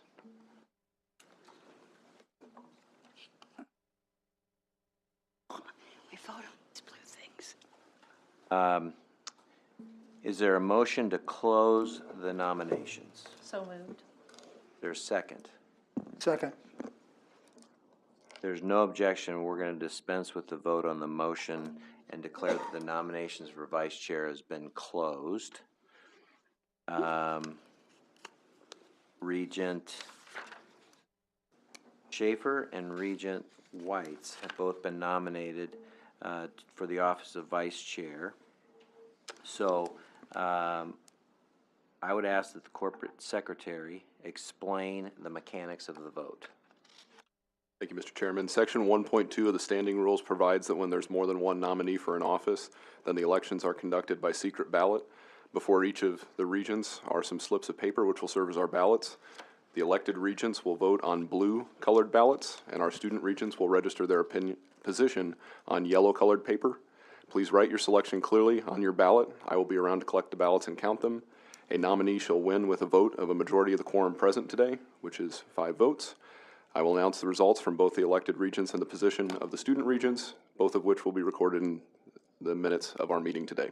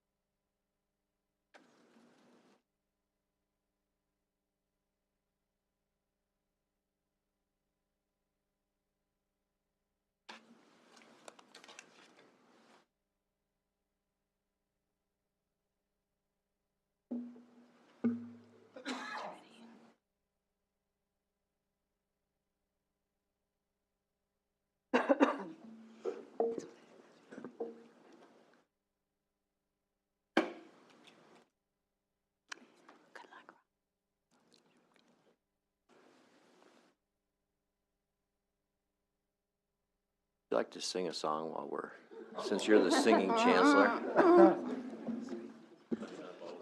I'd like Yeah. to mention something totally off the record, but when they brought the dog forward at the correctional facility where I worked, we took in pups and began the training so that they could be companion dogs and things. So that was just really neat to see how much that affects.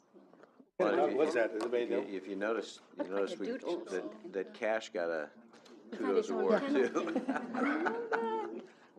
You look kind of cool. Yeah.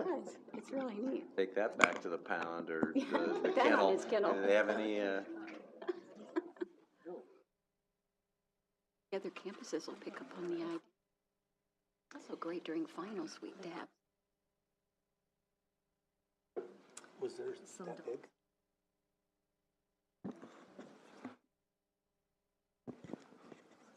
The position of the student regents is 3 votes for Regent Whites, 1 vote for Regent Schaefer.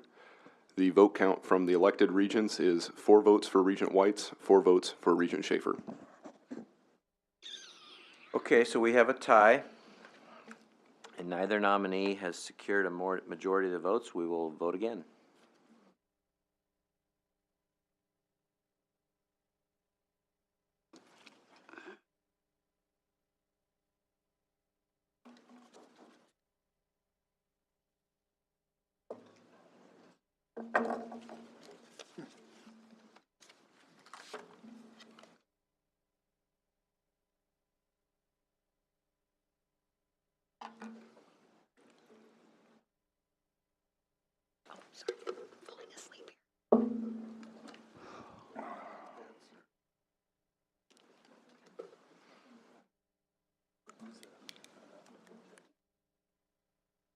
Did you really?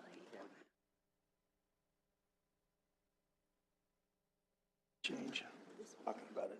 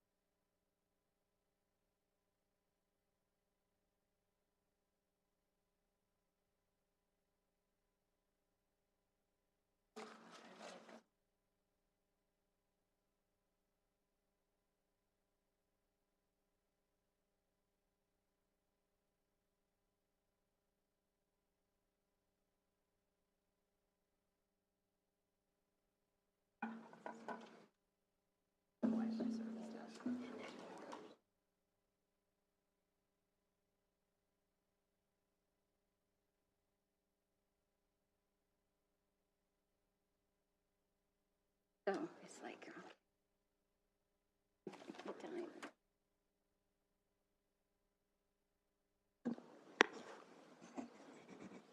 The position of the student regents is 3 votes for Regent Whites, 1 vote for Regent Schaefer.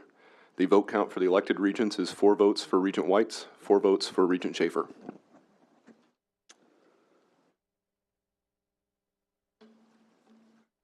Okay? Now what? Whereas we have a tie, and neither nominee has secured a majority of the votes, do we want to take a recess and a break and talk about things, or do we want to keep voting?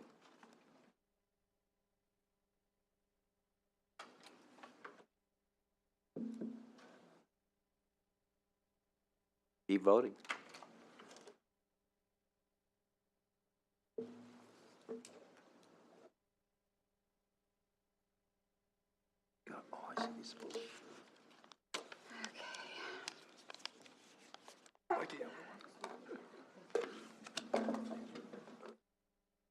Oh, maybe they'll change. You'll break the vote.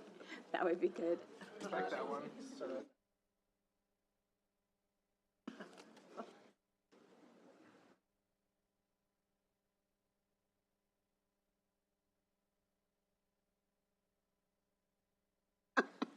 He's hoping.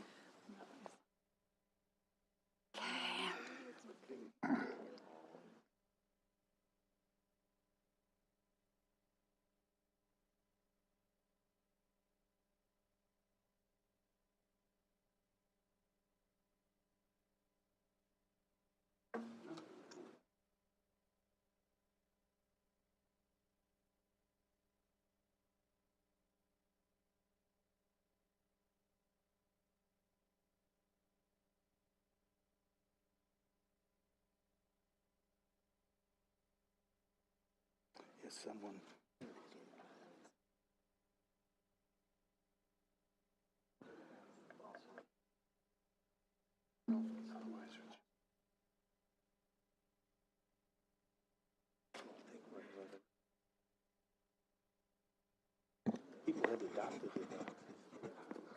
The results of the third count, student regent opinion, 3 for Regent Whites, 1 for Regent Schaefer.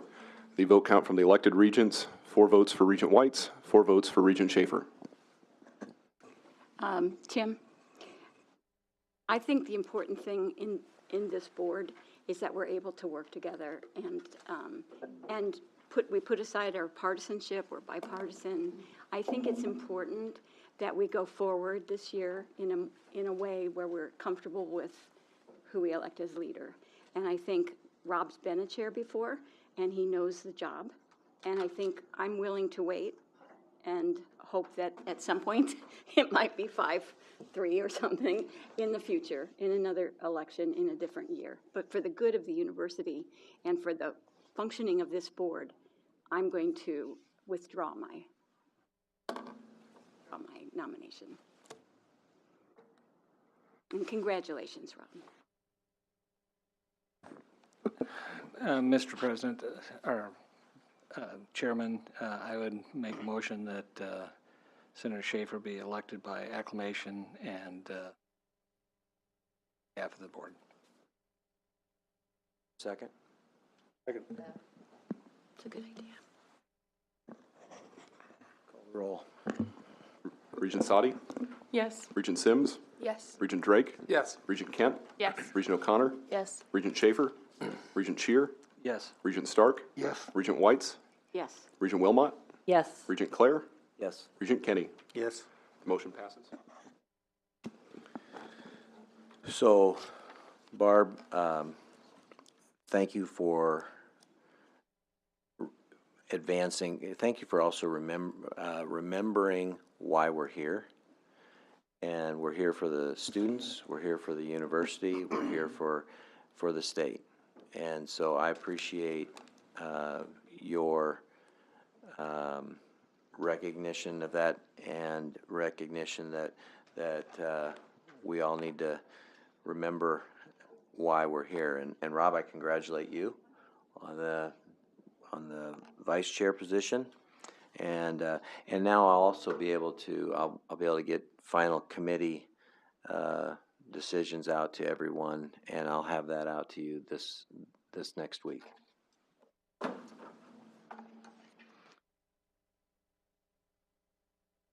If I might as well, relationship to thanks to Barb, I do appreciate that because what we do here does make a difference, and those type of decisions are very hard to make, especially for a period of time, and there is a multitude of respect that goes along with that.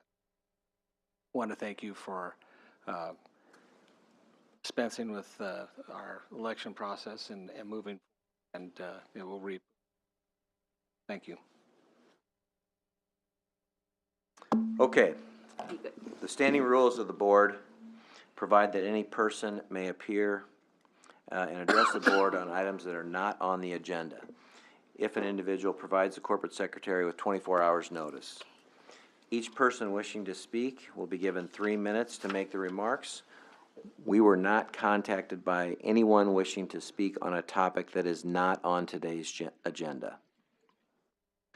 So the standing rules further provide that anyone desiring to speak concerning any item on the agenda for this meeting, regardless of the notice, may do so.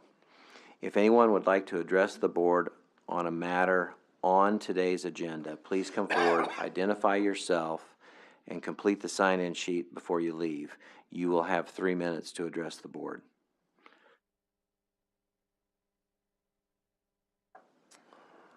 Okay, seeing that there are no persons wishing to speak, I now declare the opportunity for public comment closed.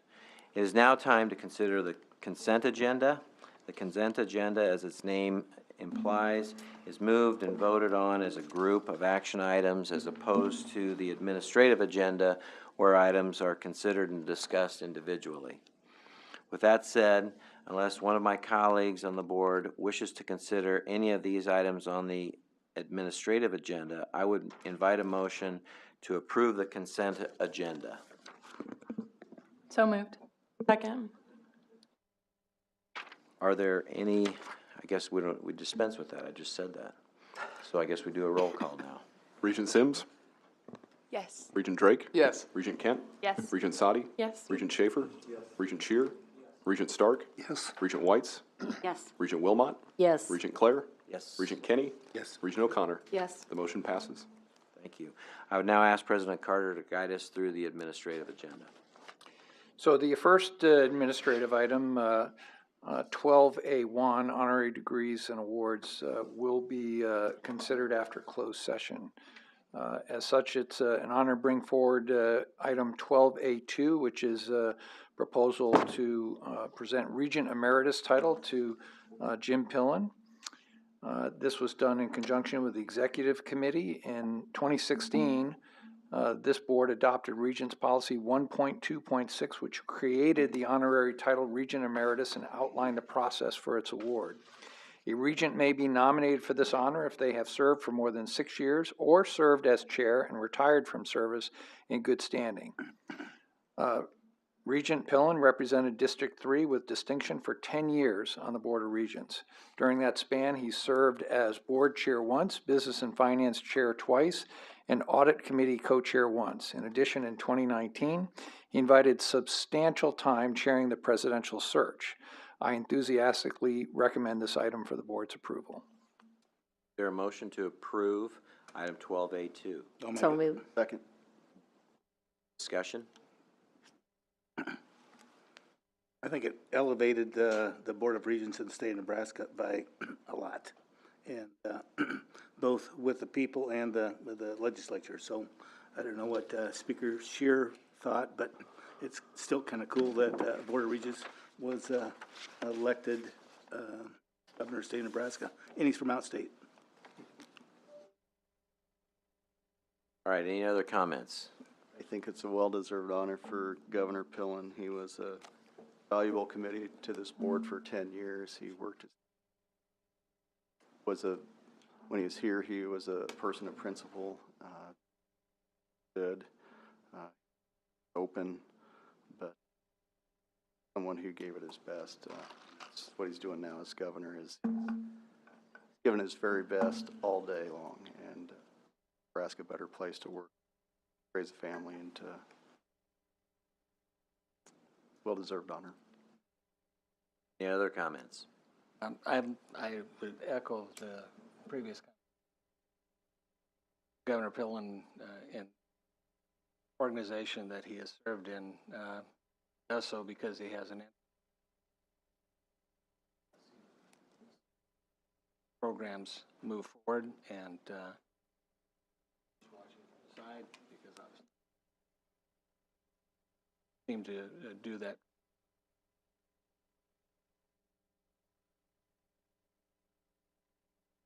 Hard to see him go because I didn't come, so.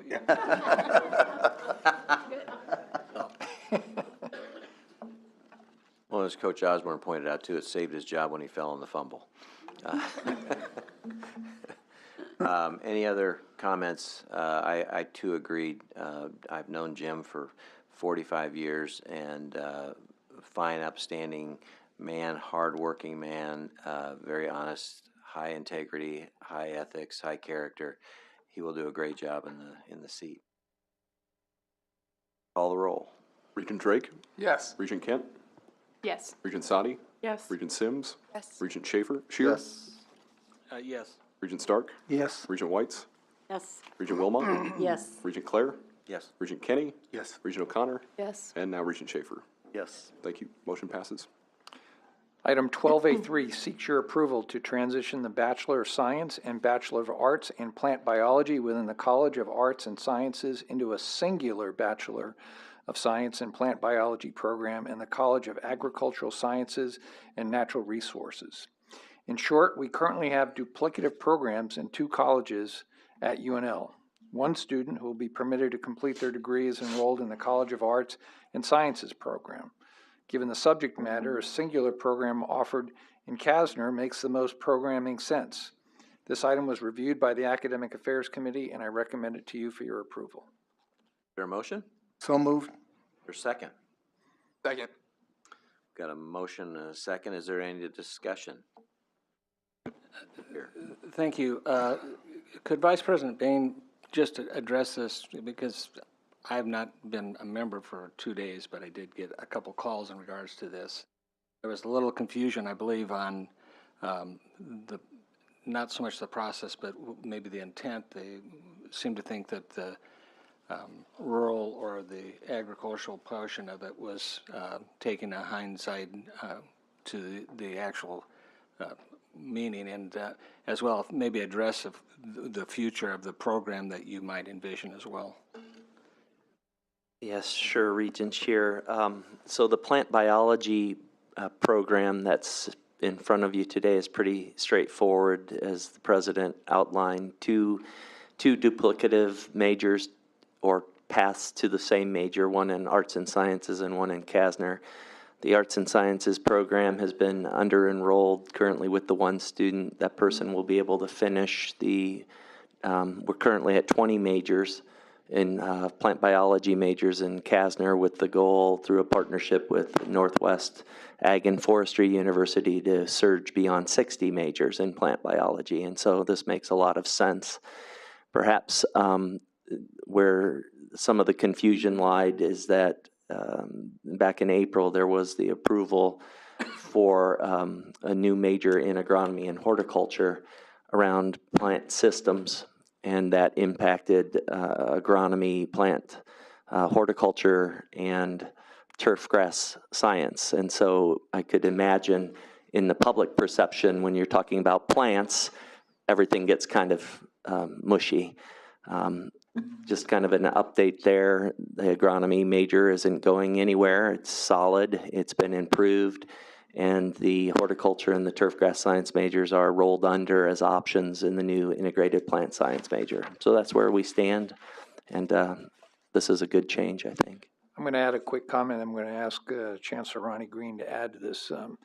You know, this will not be the last time we see some of the consolidation of majors and academic programs. This is a good signal to the people in Nebraska that as we produce more meaningful and advanced new academic disciplines, oftentimes it will require us to either merge or sunset even academic disciplines that either have little to no enrollment or can be merged into these newer academic programs, and this is, I think, a good example of that. So, Ronnie, I'd ask you to add some comments. Yeah, just a historical clarification here, Regents here. The reason there were two programs in plant biology between arts and sciences, the School of Biological Sciences and Arts and Sciences, and Agricultural Sciences and Natural Resources in Kasner, there's a historical reason for that. Originally, if you go back to the programs in the university, the School of Biological Sciences was actually the Department of Botany in the history of the university, and that's the reason there still existed within biological sciences that path in plant biology. So just some context there. Does that answer your question? Yes. Okay. Any other further questions? Call the roll. Regent Kent? Yes. Regent Sadi? Yes. Regent Sims? Yes. Regent Drake? Yes. Regent Stark? Yes. Regent Whites? Yes. Regent Wilmot? Yes. Regent Clare? Yes. Regent Kenny? Yes. Regent O'Connor? Yes. Regent Schaefer? Yes. Regent Shear? Yes. The motion passes. Item 12A4 seeks your approval to provide leave time with partial salary support for Miss Ellie Miller from March 20th, 2023 through July 14th, 2023 to facilitate the completion of the remaining requirements for her PhD. Ms. Miller is an instructor in the radiography program in the College of Allied Health Professions at UNMC. She has completed all the coursework toward a PhD and passed her comprehensive exam. Regents Policy 4.2.2 outlines a program to encourage faculty who do not hold doctoral degrees to undertake full-time study for up to 1 year with partial pay. In essence, this is a grow-your-own program. This item was reviewed by the Academic Affairs Committee, and I recommend it to you for your approval. Is there a motion? I'll make it. Second? Second. All right, let's have a discussion. I think this is really an awesome thing. Again, we're transforming kids' lives day in and day out, and this is another example of transformational advancement for somebody, transformational change for somebody who's already in our program, and we're giving them the opportunity to enhance their own career. And I'm going to enthusiastically support this. Is this the first time? I don't remember this happening in the past in my 10 years on the board, so can someone shed a little bit more light where it comes to the board to actually vote on that? Maybe Chancellor Gold can add to this. Is it a new precedent, or I guess I'd just like a little more history It's not a on it. new policy, sir, but in my recollection now, it's the first time I think that I recall that UNMC has brought such a proposal to the board. But in this particular instance, as Regent Claire said, this faculty member in 3 short months will complete her doctoral work and join the full-time faculty of the College of Allied Health Professions. I would actually love to see more of it, frankly, because it would represent our faculty continuing to advance their careers, and then it's an asset to us. I highly support that. I mean, our doctoral students are playing a bigger role all the time as part of the faculty and the work that research is being done. So I applaud it. Thank you. I was just curious as to why it's so seldom used.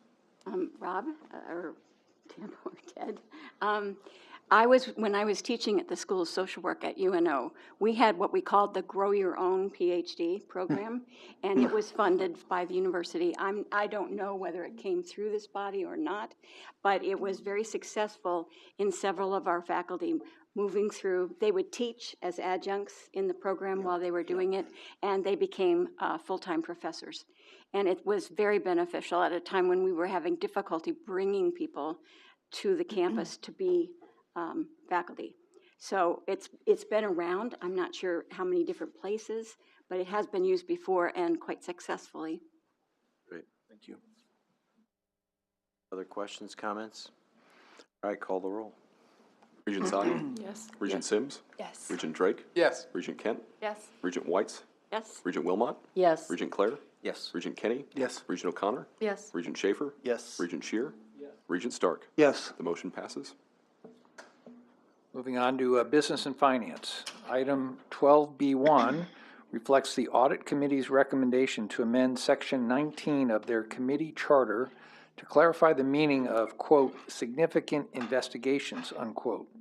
The recommended definition is, quote, criminal conduct that could implicate the university, major compliance audits, and serious investigations or claims by the federal or state governments, unquote. This item was reviewed by the Audit Committee, and I recommend it to you for your approval. Is there a motion? So moved. Second? Second. All right. Regent O'Connor, make some comments? Sure, absolutely. This has been very thoroughly vetted by the Audit Committee and by our university auditor, and we recommend it for approval and feel very comfortable with the changes. Other discussion? Seeing none, roll call. Regent Sims? Yes. Regent Drake? Yes. Regent Kent? Yes. Regent Sadi? Yes. Regent Wilmot? Yes. Regent Claire? Yes. Regent Kenny? Yes. Regent O'Connor? Yes. Regent Schaefer? Yes. Regent Shear? Regent Stark? Yes. Regent Whites? Yes. The motion passes. Item 12B2 was on the agenda. It was to approve a contract with Elsevier for university-wide access to scholarly journals. We were unable to finalize the contract negotiations as of late yesterday, otherwise we'd be bringing this forward. As such, we'll work to bring this item back to the board for consideration on April 7th. Item 12B3 seeks your approval of the collective bargaining agreement with UNK Faculty Union for the upcoming 2023-2025 biennium. As you will note, the major economic provision of this agreement is the award of 3% salary increases in each year of the biennium, aligned with the board's biennial budget request approved on August 11th, 2022. UNKEA membership has ratified this agreement. This agreement was reviewed by the Business and Finance Committee, and I recommend it to you for your approval. Thank you. Is there a motion to approve? So moved. Second. Discussion? Great work by your team. These types of negotiations are difficult, and I certainly appreciate the the work done by the faculty. Takes all parties to negotiate and come together, again, for the benefit of the students. So. It's a huge part of being able to retain exactly who we want on our campuses and attract who we don't have, but we would love to have, and our students would benefit from having. And this also shows the people in our value the work that they do, and really at every single opportunity that we have. Wonderful job. It's exciting to see value every single member of our NU community. Other comments? Call the roll. Regent Drake? Yes. Regent Kent? Yes. Regent Sadi? Yes. Regent Sims? Yes. Regent Claire? Yes. Regent Kenny? Yes. Regent O'Connor? Yes. Regent Schaefer? Yes. Regent Shear? Regent Stark? Yes. Regent Whites? Yes. Regent Wilmot? Yes. The motion passes. Item 12B4 seeks your approval for a $2.6 million budget increase for the Regional Engagement and Alumni Center being developed at University Village for UNK. Construction costs have been impacted by pandemic-induced delays, labor shortages, and supply chain challenges. Additionally, during design, changes have been approved, including updated technology, adjustments to restroom layouts, and general improvements to collaboration spaces. Funding for this budget increase will come from the internal lending program. This item was reviewed by the Business and Finance Committee, and I recommend it to you for your approval. Okay. Is there a motion? I'll make it. Second. Discussion.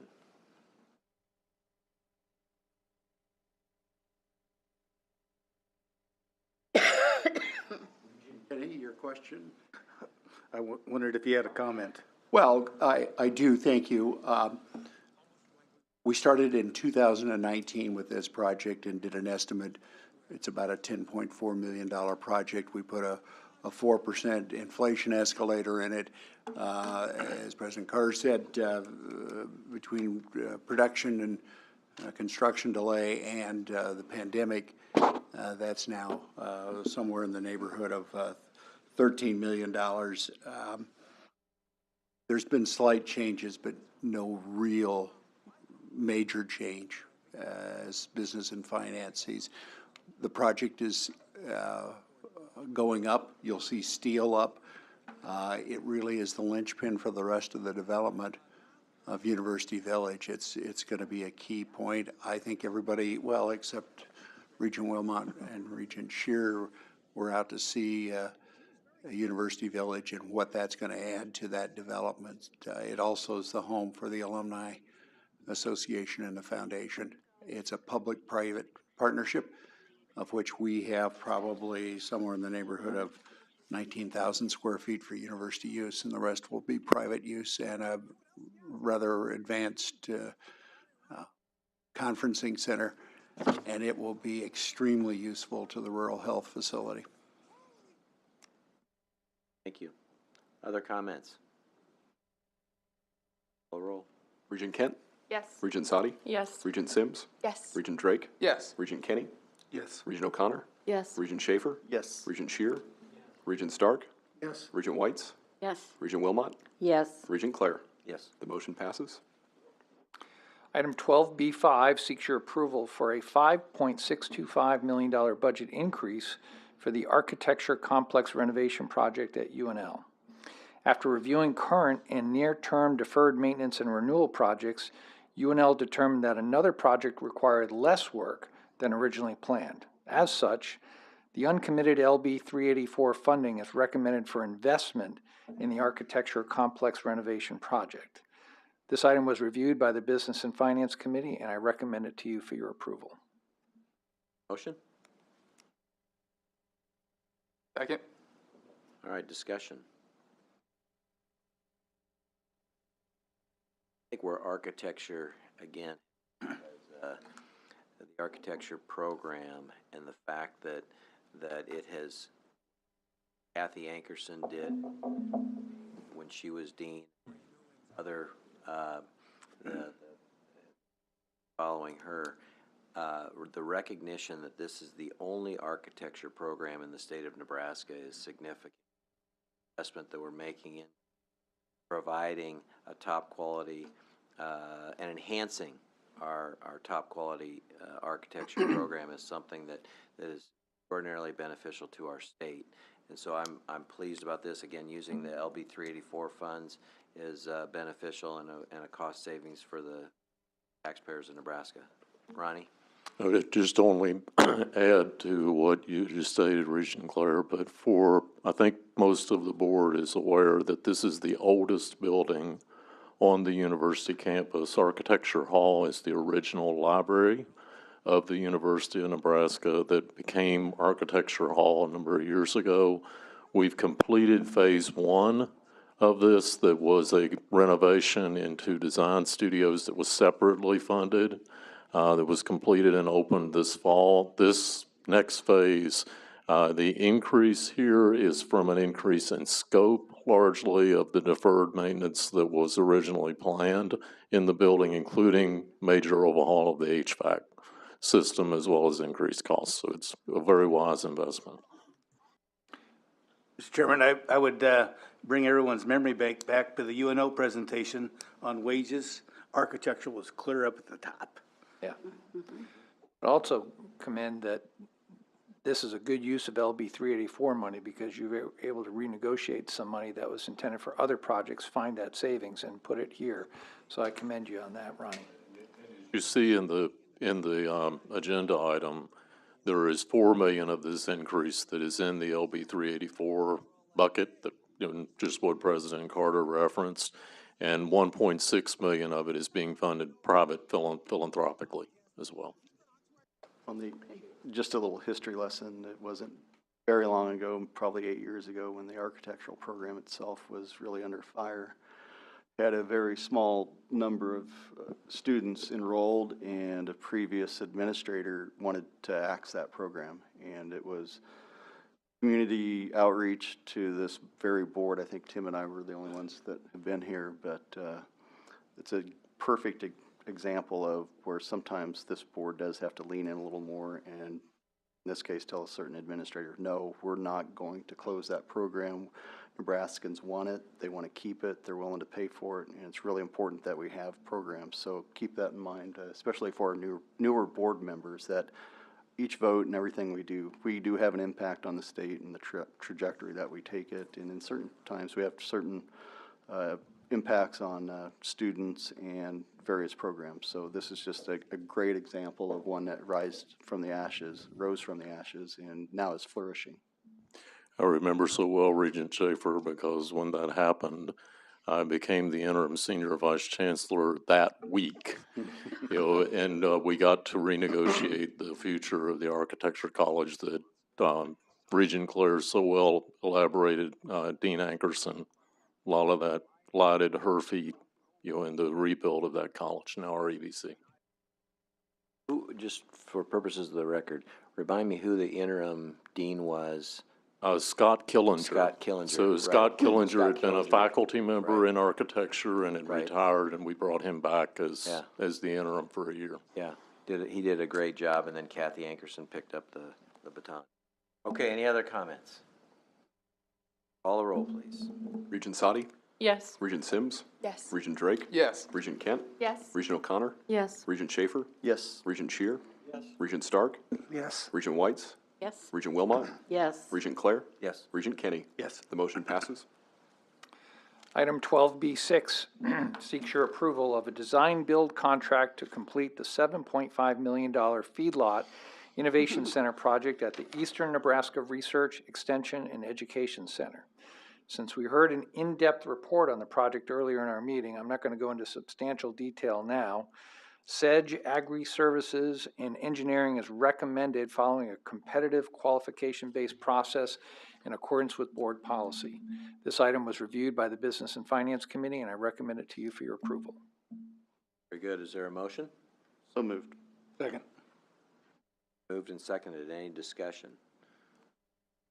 I can't imagine anybody in the state of Nebraska to this. Yeah.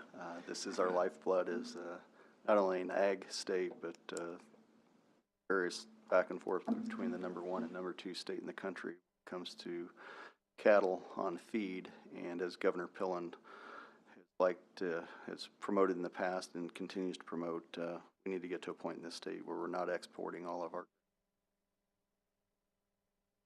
protein, whether it's cattle, dairy, swine, for give Governor Pillen a little bump there. But it's really important that for our farmers and ag communities that continue to look to diversify ways in which we can use our grain here at home as sending it abroad.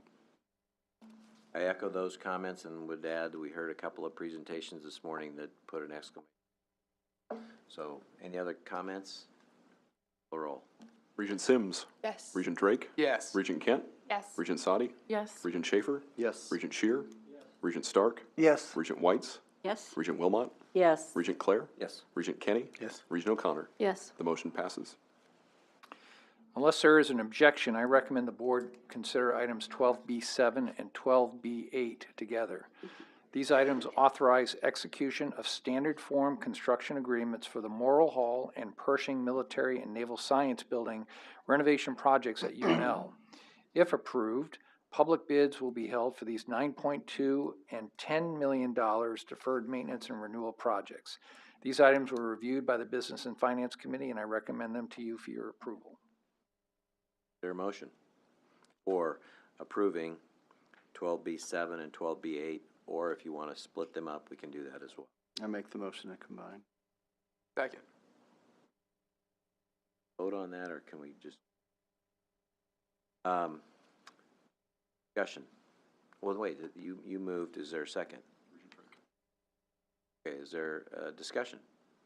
I know Varner Hall, even when I was in college years ago, it was in need of some updating, and I know it had some of that improvements made here probably 5 or 6 years ago necessary, but Pershing building hasn't had love or anything significantly done to it to improve for many years, and these are significantly needed. They're icons on the campus.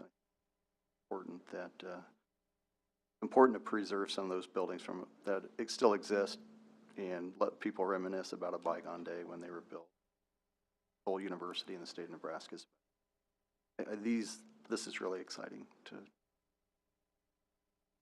Let the record reflect you have gray hair, and so it was more than a couple of years since you were in school.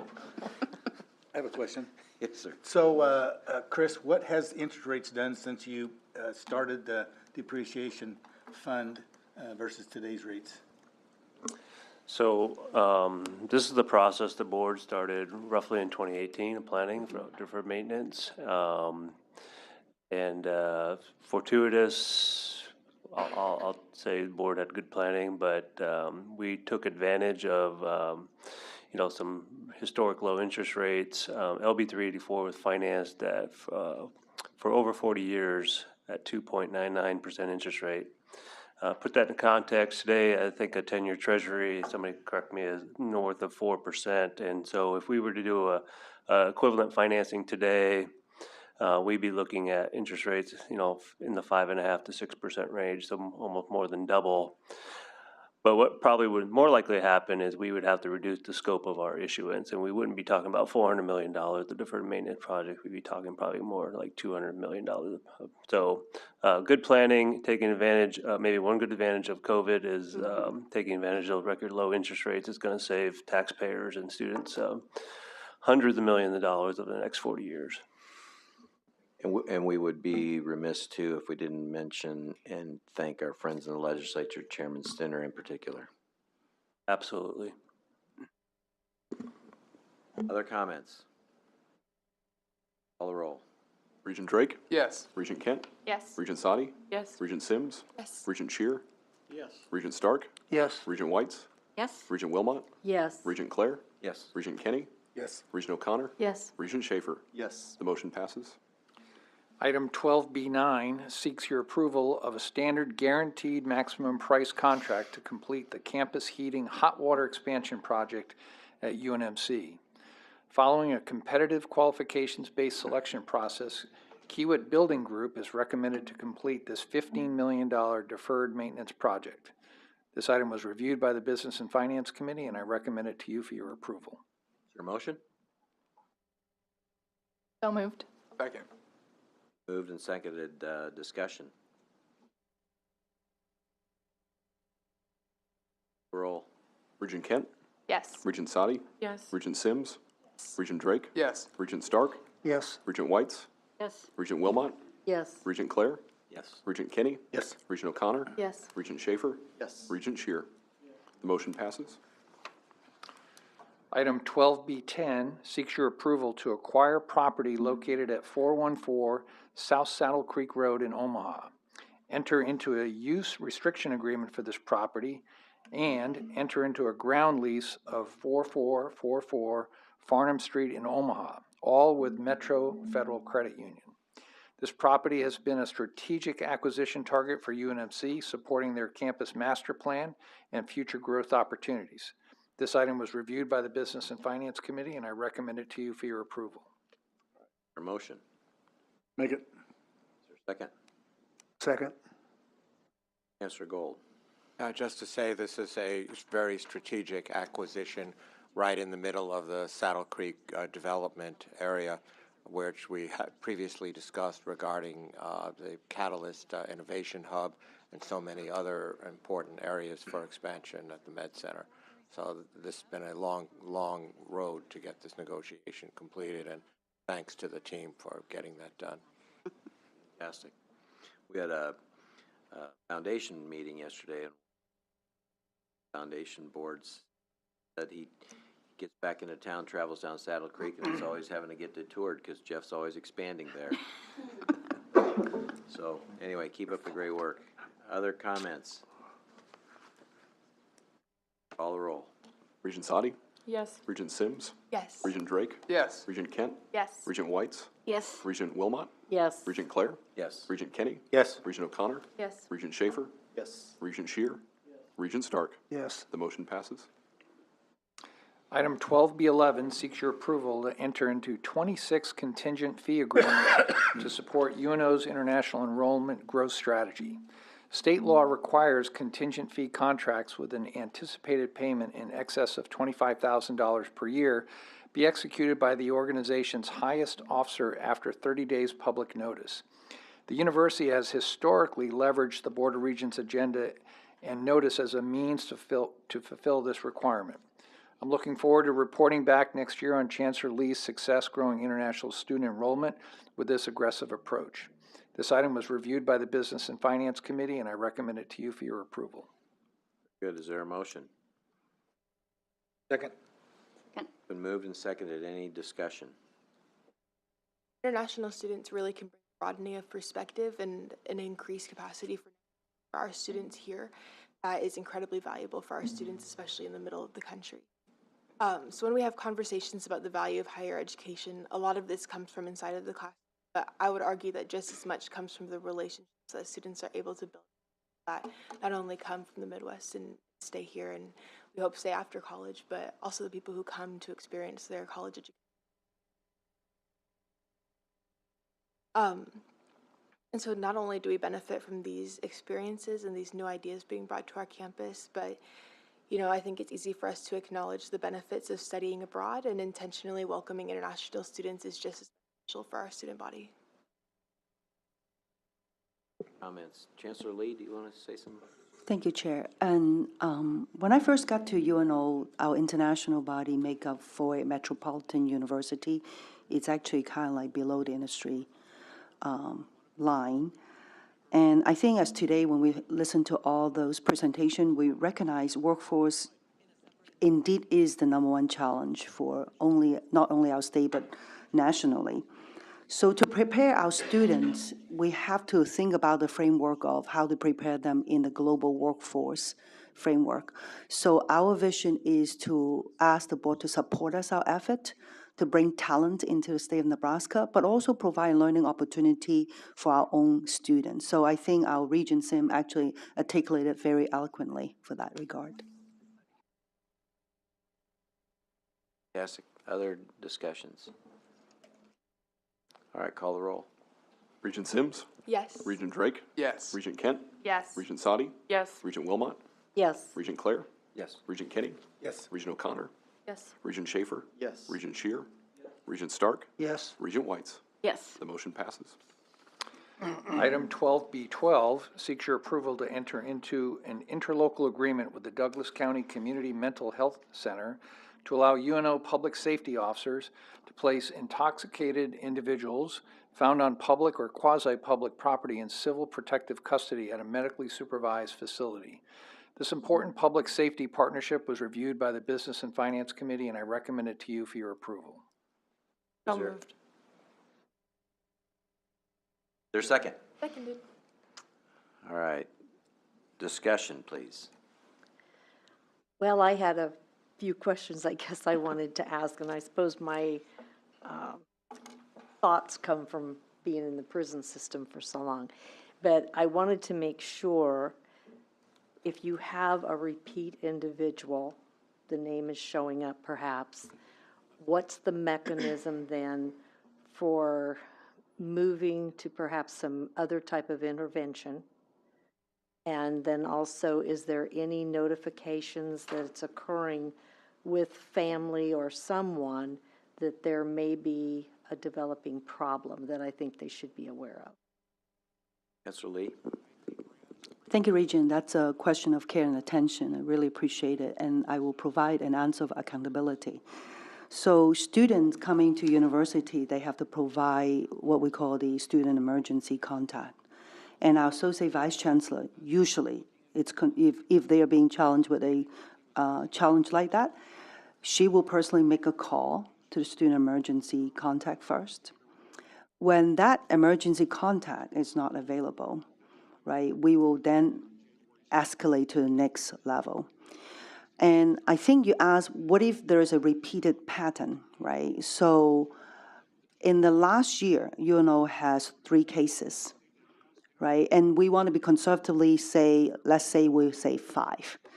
But the number of cases is indicating how we look at this challenge with process. That's what you're asking.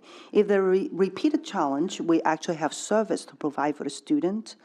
And first, rehabilitate, right? Making sure that they won't repeat that. If they continue to repeat that, we will terminate their housing contract. But we will continue to provide care to make sure that they're being, referred to counseling and making sure that they stay sober, right? As a chancellor, the first and foremost important task is truly provide care and attention to our students. And sometimes they're young people, right? We have to work with them. And even when they are non-traditional, we have to work with them. So this agreement will provide us a very articulate way to handle when situation escalated to that level. But as I mentioned, the last year we had 3 cases, and every one of them is being contacted by our Associate Vice Chancellor to provide counseling. And we just want to make sure they're not endangering themselves or others. That is very important to us. I appreciate that because, I did wonder how many times is this happening that they think they need this agreement? Right. So thank you for that information. I think it's a great question, but I think it's important to say this is not a program for a free ride to just say, hey, I can do this and I'm being taken. I think it actually puts them on our radar and does get to the question that you asked so that they get visibility to make sure that not only are we doing the right thing for the student, but the right thing for everybody else. So I think we have similar type programs on other campuses, so this is really just aligning UNO with with how we do it on other campuses. Yes, Mr. President, this is a national best practice. Right. One point of clarification, Regent Wilmot, you'd mentioned because you'd been in the prison system so long. I assume you meant to say because you've worked for the prison system for a long time. That brings to mind, I said something in front of a secretary when I was on the State Board of Ed, and she looked at me and said, I didn't know you could be an elected office after you were in prison. I do have a comment to make, though. It was 15 years ago, Labor Day weekend, and tragedy struck our community of Beatrice, Nebraska, when a freshman who the previous year, 4.0 student, cheerleader, homecoming queen, great family, went to Colorado State and died of alcohol poisoning. Her name was Sam Spady, and there's the Sam Spady Foundation. And but I can tell you, I know exactly where I was when I found that out because they're friends of mine, but it does happen. And more than educating students, our paramount responsibility is to make sure they're safe. And it doesn't matter, sometimes from a shooter, or sometimes the weapon is a bottle of vodka or flavored vodka. And, as someone who also has 2 teenagers now in the house, that's a great concern. And so anytime we can be in a position to help a student who maybe has experimented with alcohol for the first time, or maybe they were at a party and someone's slipping them more than what they need, or, they're young students, they're young adults, and it's hard for them sometimes to gather and determine, how much is enough. I think we're all probably pretty responsible here, but, sometimes there's the peer pressure, but I think it's a great program, and we should never, ever turn our backs on a student that maybe is in a compromised situation, whether it's drugs, alcohol, or something else. If someone needs help, we need to provide that safety net for them. I think that's a great point, Regent Schaefer, and it's amazing to hear that support from you. But I think, it's really important for everyone to remember that during your 4 years as a college student, there are so many different factors that impact your life and your mental state, and sometimes that does lead students to make decisions that they might not make otherwise, and to know that this resource can be there for them to help them out of that situation is very, very crucial. Great comments. Given that I work as a deputy county attorney for Douglas County, I'm going to need to abstain from this just to avoid any appearance of conflict. But that's not saying anything about lack of support. I think it's a great idea and a great program, but just want to make sure that the vote doesn't have any appearance of conflict of interest. I would just like to add that the detoxification services aspect will bring another level of protection and care, as we've discussed, for our students. As a campus, we have to be willing and prepared to handle when our students are in situations, as we've said, that can potentially bring harm to themselves or even our campus. Prioritizing safety should not need to come at the expense of care and compassion to all involved. So this agreement provides us with an opportunity to provide safe avenues for people to receive help that they might not even recognize that they could benefit from in the moment. Knowing that they will be treated with kindness and that their wellness is important to us is vital for students' overall wellness, as well as our goals surrounding graduation rates and student retention. The service will make sure that students can remain safe and that those around them will remain safe in situations that have the possibility to become scary or even traumatic, which can derail graduation. Leaning on a model of support rather than punishment is important for culture building on campus and carries the potential to raise the bar for our entire city. The experts on substance use disorders recognize that connection is the ultimate disruptor for problematic use and addiction. This program offers a bridge where before students may have met a life-changing barrier. Great. All right. Any other comments? Regent Drake? Yes. Regent Kent? Yes. Regent Sadi? Yes. Regent Sims? Yes. Regent Claire? Yes. Regent Kenny? Yes. Regent O'Connor? Abstain, Don't actually. abstain. Just kidding, yeah. I'm excited about it. Just a catch. Thank you. Regent This Schaefer? Tim's look of panic. Regent Schaefer? Oh, yes. Regent Shear? Regent Stark? Yes. Regent Whites? Yes. Regent Wilmot? Yes. Motion passes. And finally, there are numerous reports for your review. Great. Okay, I accept the reports listed on the agenda on behalf of the board. Do we have a motion for closed session? I'd like to make it, Mr. Chairman. I move that the Board of Regents go into closed session as authorized by Section 84-1410 of the revised statute of the state of Nebraska of protection of public interest to prevent needless injury, the reputation of persons who have not requested a public hearing for the purpose of holding a discussion limited to the following subject: honorary degrees. Do we have a second? Second. Call the roll. Regent Kent? Yes. Regent Sadi? Yes. Regent Sims? Yes. Regent Drake? Yes. Regent Kenny? Yes. Regent O'Connor? Yes. Regent Schaefer? Yes. Regent Shear? Regent Stark? Yes. Regent Whites? Yes. Regent Wilmot? Yes. Regent Claire? Yes. The motion passes. Fantastic. Let the minutes of this meeting reflect that this closed session will be limited strictly to the discussion of the subject honorary degrees. And I'm going to ask all the board members to stay in here, the president, the provost, and the corporate secretary. Everybody else, if you could step out, please.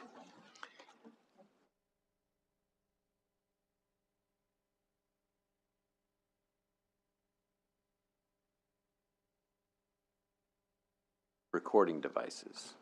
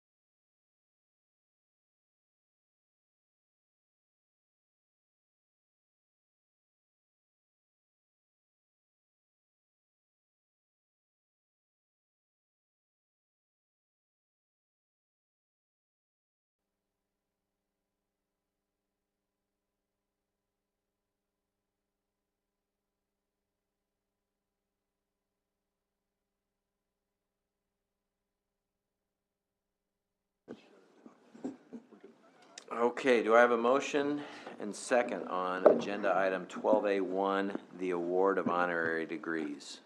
I'll make it. Is there a second? Okay, roll call, please. Regent Sadi? Yes. Regent Sims? Yes. Regent Drake? Yes. Regent Kent? Yes. Regent O'Connor? Yes. Regent Schaefer? Yes. Regent Shear? Regent Stark? Regent Whites?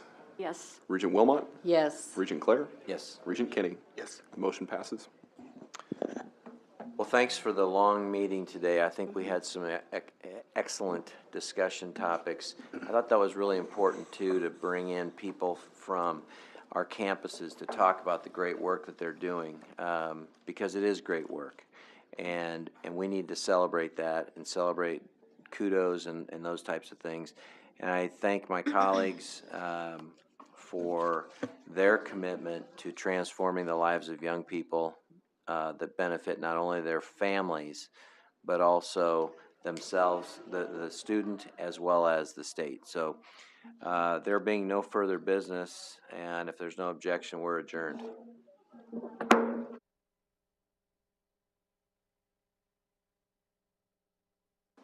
We'll meet, where do you want to meet? Right here? All right. Yeah, Who's we gonna? will, What's the standing record? 17 seconds, I believe. That was by. The facility court bylaws require you appoint new directors every year. So as a reminder, New Regents Facilities Corporation is the entity that issues debt. We do not have any plan to issue debt this year, so the